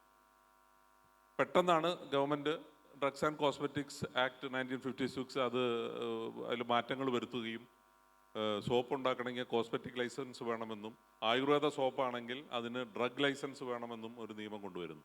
അപ്പോൾ നമുക്ക് ലീഗൽ ഡിപ്പാർട്ട്മെൻ്റ് ഇല്ല അന്നത്തെ കാലത്ത്. നമ്മളാരും തന്നെ ഇതൊന്നും റെഫറൻസിന് പോകാറില്ല. അപ്പോൾ അതറിയാതെ പോയി. അപ്പോൾ കമ്പനി റെയ്ഡ് ചെയ്യുകയും ഫാക്ടറിയിലുള്ള എല്ലാ ഉൽപ്പന്നങ്ങളും അവർ പിടിച്ചെടുത്തു. അപ്പോൾ അതിൻ്റെ ഇന്ത്യയിൽ ഒരു മരുന്ന് ലൈസൻസ് ഇല്ലാതെ ഉണ്ടാക്കുക എന്ന് പറഞ്ഞാൽ മിനിമം പനിഷ്മെൻറ്റ് ഇംപ്രിസൺമെൻ്റാണ്, ജയിലിൽ പോകാതെ തരമില്ല എന്നുള്ളതാണ്. അപ്പോൾ അന്ന് ഞാൻ പ്രൊപ്രൈറ്ററാണ് കമ്പനിയുടെ. അപ്പോൾ എൻ്റെ പേരിൽ തന്നെയാണ് കേസ് വരുന്നത്. ജയിലിൽ പോകാൻ പോലും മനസ്സുകൊണ്ട് തയ്യാറായി. കാരണം അഡ്വക്കേറ്റ് പോലും പറയുന്നത് നിങ്ങൾക്ക് വേറെ മാർഗ്ഗമില്ല, ഞങ്ങൾക്ക് വേറെ മാർഗ്ഗമില്ല എന്നുള്ളതാണ്. അപ്പോൾ ആ സമയത്ത് പോലും താങ്കൾ ചോദിച്ച ആ ചോദ്യത്തിന് അങ്ങനെ ഒരു ചിന്ത എനിക്ക് വന്നിട്ടില്ല. ജയിലിൽ പോയാലും കുഴപ്പമില്ല, തിരിച്ചു വന്നിട്ട് കണ്ടിന്യൂ ചെയ്യാം എന്ന് മാത്രമേ നമ്മൾ ആലോചിച്ചിട്ടുള്ളൂ. പക്ഷേ അന്നത്തെ ഒരു ജഡ്ജിൻ്റെ ഒരു പ്രത്യേക ചിന്താഗതി കൊണ്ടും സഹായ മനസ്സുകൊണ്ടും രക്ഷപ്പെട്ട ഒരാളാണ് അദ്ദേഹം. കേസ് വിധി പറയാൻ വൈകുന്നേരം വരെ ഡിലേ ചെയ്തിട്ട് അദ്ദേഹം പറഞ്ഞത്, എന്നോട് ചോദിച്ചു തെറ്റ് ചെയ്തിട്ടുണ്ടോ, ഞാൻ പറഞ്ഞു യെസ്, ലൈസൻസ് എടുക്കാൻ വിട്ടുപോയിട്ടുണ്ട്. 60 രൂപയാണ് ലൈസൻസ്, അത് എടുക്കാൻ വിട്ടുപോയിട്ടുണ്ട്. പക്ഷേ അദ്ദേഹത്തിൻ്റെ വിധി എന്തായിരുന്നു എന്ന് വെച്ചാൽ കോടതി പിരിയും വരെ തടവ് ആണ് അദ്ദേഹം വിധിച്ചത്. അത് അവസാനത്തെ കേസായിരുന്നു. അതോടുകൂടി അദ്ദേഹം കോടതി പിരിഞ്ഞു എന്ന് പറയുകയും ചെയ്തു. അങ്ങനെ രക്ഷപ്പെട്ടു വന്നതാണ്. അപ്പോൾ ഇത്തരം സാഹചര്യങ്ങളിൽ പോലും എന്നെ പോലുള്ളവർക്ക് അല്ലെങ്കിൽ ഞങ്ങളെപ്പോലുള്ളവർക്ക് ബിസിനസ് നിർത്തണമെന്ന് തോന്നിയിട്ടില്ല. എത്ര വലിയ തുക ഓഫർ വന്നാലും ബ്രാൻഡ് കൊടുക്കണമെന്നും തോന്നിയിട്ടില്ല. രാമേന്ദ്ര സർ, 83-ലാണ് ഞാൻ ഉജാല എന്നുള്ള പ്രോഡക്റ്റ് തുടങ്ങിയത്. അത് ഞാൻ എൻ്റെ ഒരു ജോലി ചെയ്തിരുന്നത് അത് വിട്ടിട്ടാണ് തുടങ്ങിയത്.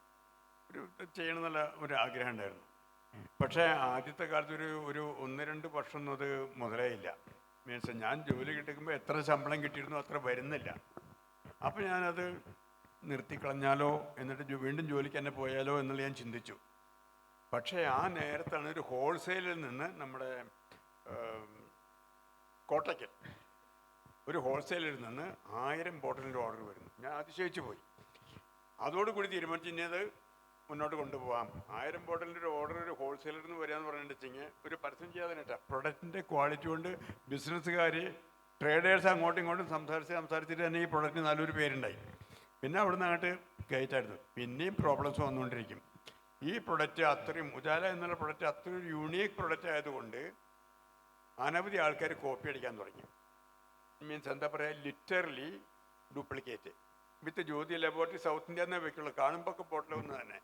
അതൊക്കെ ആയിട്ട് മത്സരിക്കാനായിട്ട് വളരെയധികം പാടുപെട്ടു. പക്ഷേ അവസാനം എല്ലാ കേസുകളിലും പല സ്ഥലത്തും റെയ്ഡ് ചെയ്യാൻ പിടിക്കാതൊക്കെ ഉണ്ടായി.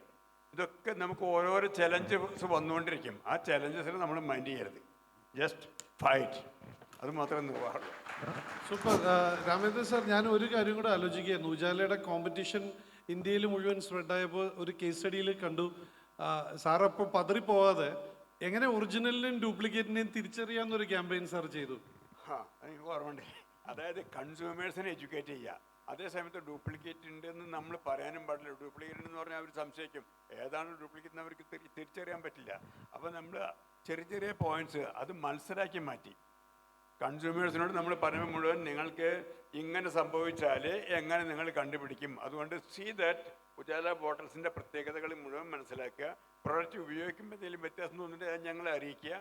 അങ്ങനെയാണ് ഞാനൊരു മാർക്കറ്റ് ഇൻ്റലിജൻസ് അസിസ്റ്റൻസ് എന്ന് പറഞ്ഞ ഒരു ടീം ആൾക്കാരെ ഞാൻ എടുത്തു. അത് ഇതൊക്കെ നമുക്ക് ഓരോരോ ചലഞ്ചസ് വന്നുകൊണ്ടിരിക്കുമ്പോൾ നമ്മുടെ മനസ്സിൽ തോന്നിക്കൊണ്ടിരിക്കുന്ന കാര്യങ്ങളാണ്. അങ്ങനെയാണ് നമുക്ക് പ്രോഗ്രസ് ചെയ്യാനായിട്ട് സാധിക്കുക. ചലഞ്ചസ് വന്നുകൊണ്ടേയിരിക്കും. ഡ്യൂപ്ലിക്കേറ്റിൻ്റെ കാര്യം പറഞ്ഞപ്പോൾ ഒരു കാര്യം ഓർമ്മ വരികയാണ്. കഴിഞ്ഞ വർഷമാണ് ഞാൻ മലയാളത്തിൽ യു ടേൺ എന്ന് പറഞ്ഞൊരു പുസ്തകം എഴുതിയിട്ടുണ്ട്. എൻ്റെ അനുഭവ കഥയാണ് അത്. പിന്നീട് പെൻഗ്വിൻ ബുക്സ് ഇംഗ്ലീഷിലേക്ക് എടുത്തു. ഒരു ബിസിനസ്സുകാരൻ്റെ ബുക്ക് വളരെ റെയറായിട്ടേ അങ്ങനെ ഇംഗ്ലീഷിൽ ചെയ്യാറുള്ളൂ. അപ്പോൾ പെൻഗ്വിൻ അത് 1 മാസം കഴിഞ്ഞ് ഒഫീഷ്യലി നമുക്ക് റിലീസ് ചെയ്യാമെന്ന് തന്നെ അറിയിക്കുകയും അതിൻ്റെ കോപ്പിയൊക്കെ എനിക്ക് അയച്ചു തന്നു. പക്ഷേ പെട്ടെന്ന് തന്നെ ഇന്ത്യയിലുള്ള എല്ലാ ബുക്ക് സ്റ്റോറുകളിലും പുസ്തകം അവൈലബിൾ ആയി. ആമസോൺ അടക്കം ഇൻ്റർനെറ്റ് അല്ല ഇതിൽ വിൽക്കാൻ തുടങ്ങി, ഓൺലൈനിൽ വിൽക്കാൻ തുടങ്ങി. 1 മാസം കഴിഞ്ഞാണ് ഞാൻ മനസ്സിലാക്കുന്നത് ഈ വിറ്റ പുസ്തകം അത്രയും ഡ്യൂപ്ലിക്കേറ്റ് ആയിരുന്നു. അപ്പോൾ സോപ്പിന് മാത്രമല്ല പുസ്തകത്തിന് പോലും ഇത്രയും ഡിമാൻഡ് ഉണ്ടെന്നുള്ളത് ഞാൻ തിരിച്ചറിഞ്ഞത് അപ്പോഴാണ്. നമുക്ക് സെറ്റ് ബാക്കുകൾ വന്നുകൊണ്ടേയിരിക്കും. ഇതിനെ എളുപ്പം മനസ്സിലാക്കുന്ന ഒരു ഭാഷയിൽ പറയാം. ഞാൻ ഇന്നൊരു 5 മക്കളുടെ പിതാവാണല്ലോ. അപ്പോൾ എനിക്കറിയാം മക്കളെ വളർത്തുന്നത് പോലെയാണ് നമ്മുടെ ബ്രാൻഡും. അത് ചിലപ്പോൾ വീഴും, ചിലപ്പോൾ നമ്മളോട് തല്ലുപിടിക്കും, അനുസരിക്കാതിരിക്കും. പക്ഷെ നമ്മുടെ മക്കളല്ലാണ്ട് ആവുന്നില്ലല്ലോ. ആ മകനെയോ മകളെയോ വളർത്തുന്ന പാഷനോട് കൂടി വേണം നമ്മൾ ബ്രാൻഡിനെ വളർത്തുവാനായിട്ട്. അപ്പോൾ ഒരു കുഞ്ഞ് വളർന്നു വരുന്ന സമയത്ത് അതിന് പറ്റുന്ന ഭക്ഷണം കൊടുക്കുക, അതിന് പറ്റാത്ത ഭക്ഷണം, ദഹിക്കാത്ത ഭക്ഷണം കൊടുക്കരുത്. നമ്മളിങ്ങനെ ഗുഡ് പേരൻറ്റിങ്ങിനെ കുറിച്ചൊക്കെ പഠിക്കുമ്പോൾ ലിക്വിഡ് ഫുഡ്, സോളിഡ് ഫുഡ് എന്നൊക്കെ കേട്ടിട്ടില്ലേ? അതേപോലെ ബ്രാൻഡിൻ്റെ വളർച്ചയിൽ നമുക്ക് ആവശ്യമുള്ളത് മാത്രമേ ഈ ബ്രാൻഡിന് കൊടുക്കാവൂ. ആഗ്രഹിക്കാൻ പാടില്ലാത്തതൊന്നും ഈ ബ്രാൻഡിൽ നിന്ന് റിട്ടേണും പ്രതീക്ഷിക്കരുത്. കൊണ്ടുവരുന്ന കുഞ്ഞ് നാളെ തന്നെ 10th 12th ഒക്കെ പാസ്സായി അവൻ IAS IPS പോകണമെന്നൊന്നും നമ്മൾ ചിന്തിക്കുന്നില്ലല്ലോ. അതുപോലെ തന്നെയാണ് ഈ ബ്രാൻഡ് വളരുന്ന സമയത്ത് സെയിൽസ് അല്ല എല്ലാം, പ്രോഫിറ്റ് മൈൻഡഡ് ആവണം. പക്ഷേ പ്രോഫിറ്റിൽ ഫോക്കസ് ആവുന്നിടത്ത് നമ്മുടെ ബ്രാൻഡ് ഇക്വിറ്റി പരാജയപ്പെടും. ഇന്ന് കൊക്കക്കോളയുടെ ടോട്ടൽ വോളിയം സെയിൽ നോക്കിയാൽ എത്രയായിരിക്കും, അതിൻ്റെ ബ്രാൻഡ് വാല്യൂ എത്രയായിരിക്കും? ഈ ഡിഫറൻസ് ആണ് ഇപ്പോൾ ഇവരെ 3 പേരെയും സ്റ്റേജിൽ എത്തിച്ചിരിക്കുന്നത്. അവരുടെ ബ്രാൻഡിൻ്റെ വാല്യൂവിനേക്കാൾ, അവരുടെ ബ്രാൻഡിൻ്റെ സെയിൽസിനേക്കാൾ ഇവർ 3 പേരും ഇന്ന് ഓൺ ചെയ്യുന്നത് ഇവരുടെ തിളക്കമുള്ള ഒരു ജീവിത മൂല്യമുണ്ട്. They have A brand value. ആ ബ്രാൻഡ് വാല്യൂവിലേക്കാണ് നമ്മളൊരു ബ്രാൻഡിനെ എത്തിക്കേണ്ടത്. It's A slow process. അതിന് അതിൻ്റെതായ സമയം കൊടുക്കണം. അതിൻ്റെ വളർച്ചയ്ക്ക് നമ്മൾ അതിൻ്റെ അനുകൂല സാഹചര്യങ്ങൾ ഉണ്ടാക്കി കൊടുക്കണം.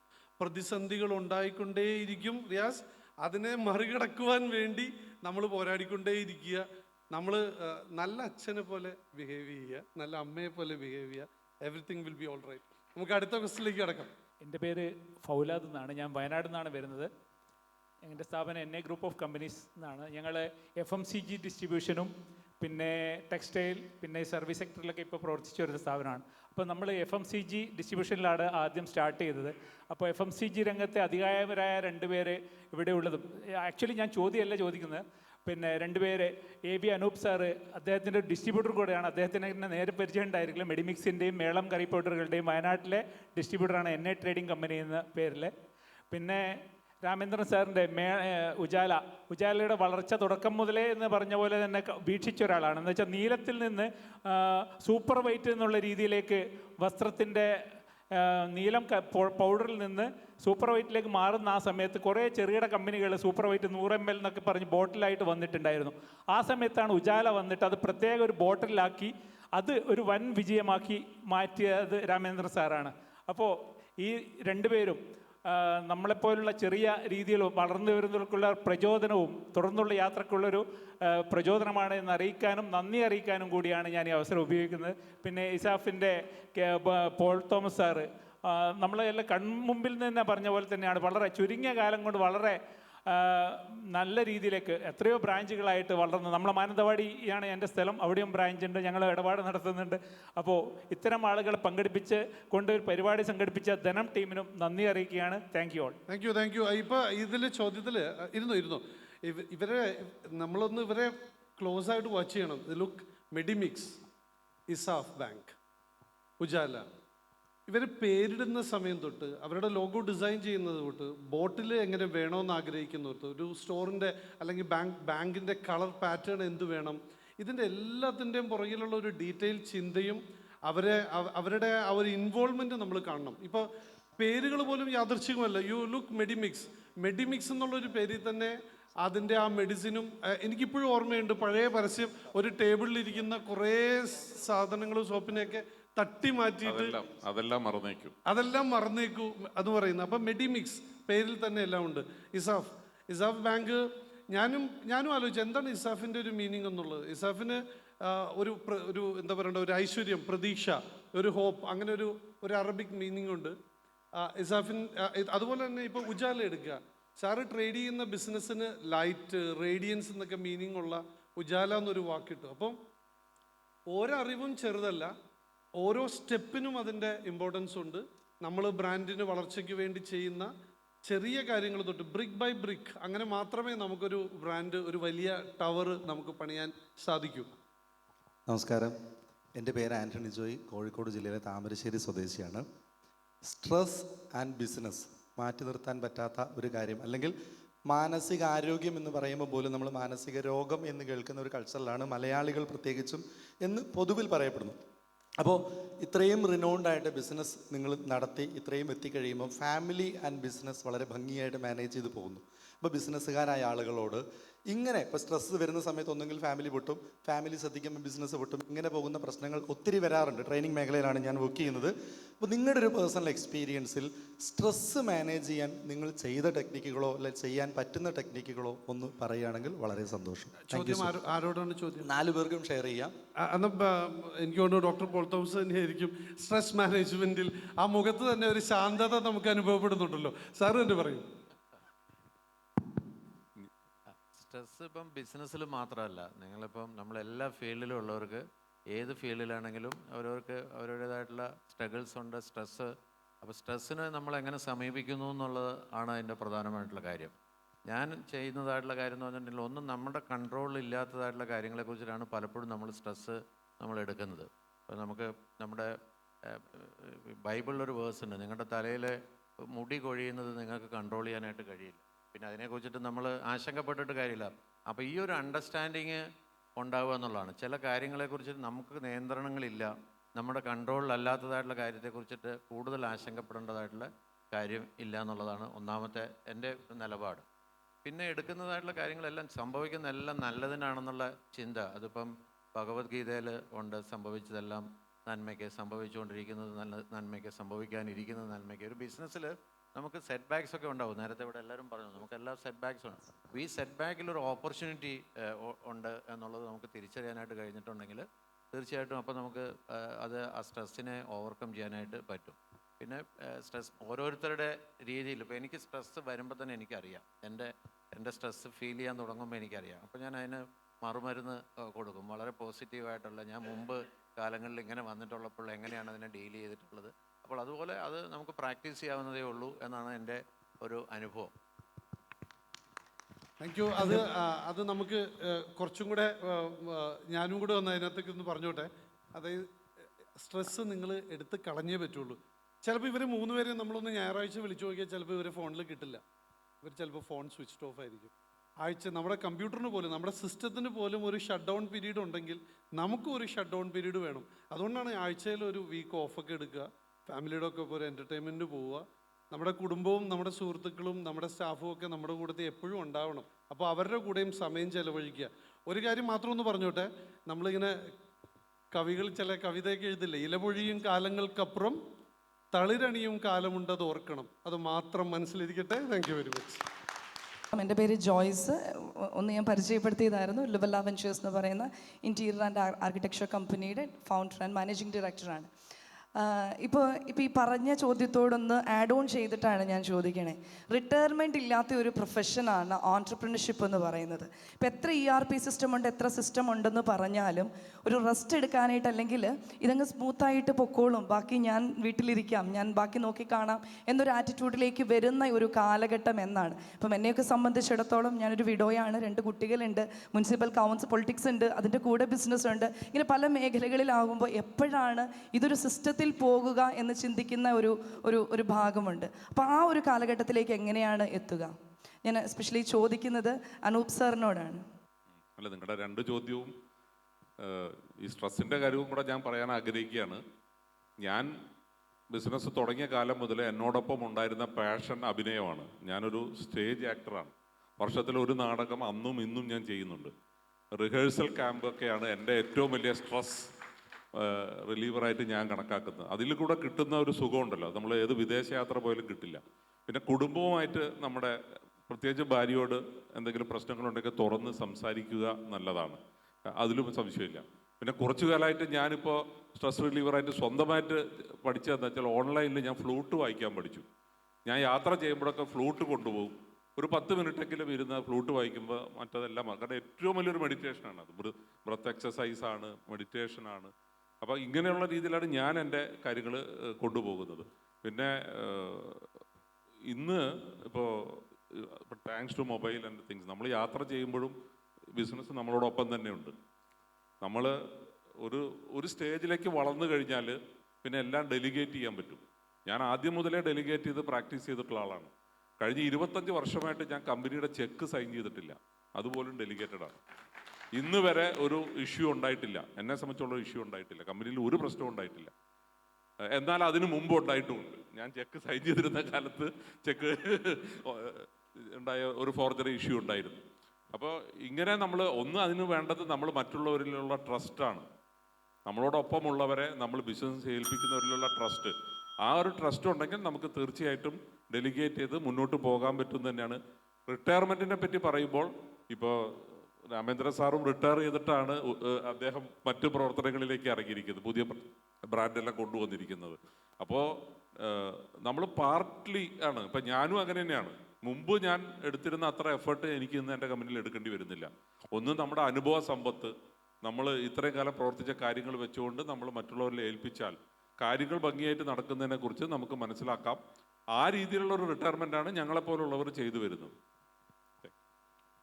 എൻ്റെ പേര് ബിനോയ്. ആർട്ടിഫിഷ്യൽ പല്ലുണ്ടാക്കണം. അപ്പോൾ നമ്മൾ കേരളത്തിലാണ് സംരംഭം.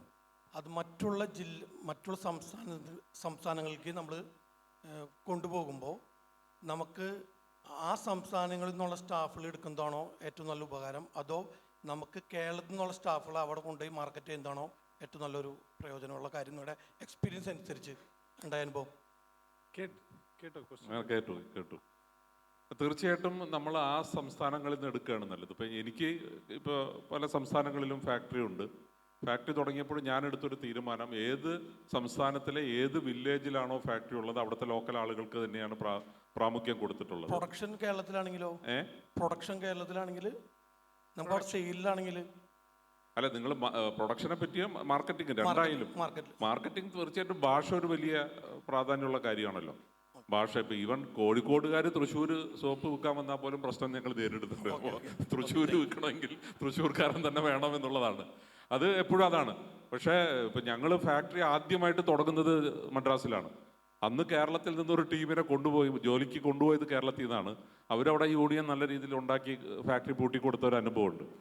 അതിനുശേഷമാണ് ഞാൻ ജോയിൻ ചെയ്യുന്നത്. അപ്പോൾ പിന്നീട് എടുത്ത തീരുമാനമാണ്. ഇപ്പോൾ കേരളത്തിലെ എൻ്റെ എല്ലാ സ്ഥാപനങ്ങളിലും 100% മലയാളികളാണ്. ഒരു ഹിന്ദി സംസാരിക്കുന്ന ആൾ പോലും ഇല്ല. മേളം ഫാക്ടറിയിലായാലും സഞ്ജീവനം ഹോസ്പിറ്റലായാലും എൻ്റെ ഏത് സ്ഥാപനം എടുത്താലും കേരളത്തിൽ മലയാളികൾ മാത്രമാണ്. പക്ഷേ ചെന്നൈയിലോ ബാംഗ്ലൂരോ പോണ്ടിച്ചേരിയിലോ എന്നുള്ള ഫാക്ടറികളിൽ ഒരു മലയാളി പോലും ഇല്ല. ആ രീതിയിലാണ് ഞാൻ നടത്തിക്കൊണ്ടു പോകുന്നത്. സാർ, നമുക്ക് ഫൈനൽ കൺക്ലൂഷനിലേക്ക് കിടക്കാം. ഒരു 1 or 2 ലൈൻസിൽ ഇവർക്ക് എന്തെങ്കിലും ഒരു ഇവരെല്ലാം പുതിയ തലമുറയിലെ ആൾക്കാരാണ്, ഞാൻ ഉൾപ്പെടെയുള്ള ഞങ്ങൾ ന്യൂ ജനറേഷൻ ആൾക്കാരോട്, നിങ്ങൾ ഓൾഡർ ജനറേഷനിലുള്ള ആൾക്കാർ എന്ത് ഉപദേശമാണ്? ഞാൻ അങ്ങനെയൊന്നും പറഞ്ഞ് ഞാൻ തൽക്കാലം ഇവരുടെ ഒപ്പം നിൽക്കണം. എങ്കിലും എന്തെങ്കിലും ഒരു 1 ലൈൻ ഒരു അഡ്വൈസ് ഇവർക്ക് കൊടുക്കുകയാണെങ്കിൽ എന്തായിരിക്കും? പല കാര്യങ്ങളോട് സംസാരിക്കേണ്ടായി. ഒന്ന് സ്ട്രെസ് മാനേജ്മെൻറ്റ്. എന്ത് അനവധി സ്ട്രെസ്സുകൾ വന്നുകൊണ്ടിരിക്കും, അത് ജീവിതത്തിൻ്റെ ഒരു ഭാഗമാണ്. ഡോണ്ട് വറി അബൌട്ട് ഇറ്റ്, മുന്നോട്ട് പോവുക. പിന്നെ നമ്മുടെ കയ്യിൽ ഒതുങ്ങാവുന്നത് നമ്മളെടുക്കുക. ആ ഒതുങ്ങാവുന്നതിനേക്കാൾ അപ്പുറത്ത് പോകണമെങ്കിൽ കുറച്ചും കൂടി ചിന്തിക്കുക. And risk management also is there. അപ്പോൾ stress management and risk management നമ്മുടെ കയ്യിലെടുക്കാവുന്നത് മാത്രം എടുക്കുക. അതിൻ്റെ അപ്പുറത്തേക്ക് പോയാൽ റിസ്ക് ഉണ്ടാവും. ആ റിസ്ക് മാനേജ് ചെയ്യാനുള്ളത് കൂടെ വേണം യങ്സ്റ്റേഴ്സ്. അതാണ് ചിന്തിക്കേണ്ടത്. Thank you sir. വളരെ വാല്യുബിൾ ആയിട്ടുള്ള ഒരു ഇൻഫർമേഷൻ. കൊറോണ സമയത്ത് പോസ്റ്റ് കൊറോണ എല്ലാവരും സംസാരിക്കുന്നുള്ളൂ, pre corona and post corona. ഒന്ന് ഞാൻ മനസ്സിലാക്കിയിട്ടുള്ളത്, നമ്മുടെ കയ്യിലൊരു റിസർവ് ഫണ്ട് എന്തായാലും വേണം. നമ്മൾ കിട്ടുന്നത് മുഴുവൻ അടിച്ചു പൊളിച്ച് കളയാൻ ശ്രമിക്കരുത്.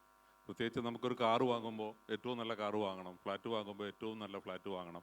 അതല്ലാതെ ഒരു റിസർവ് ഫണ്ടിലേക്ക് പോയാൽ ഇപ്പോൾ കൊറോണ പോലത്തെ പ്രശ്നങ്ങൾ എപ്പോൾ വേണമെങ്കിലും സംഭവിക്കാവുന്നതാണ്.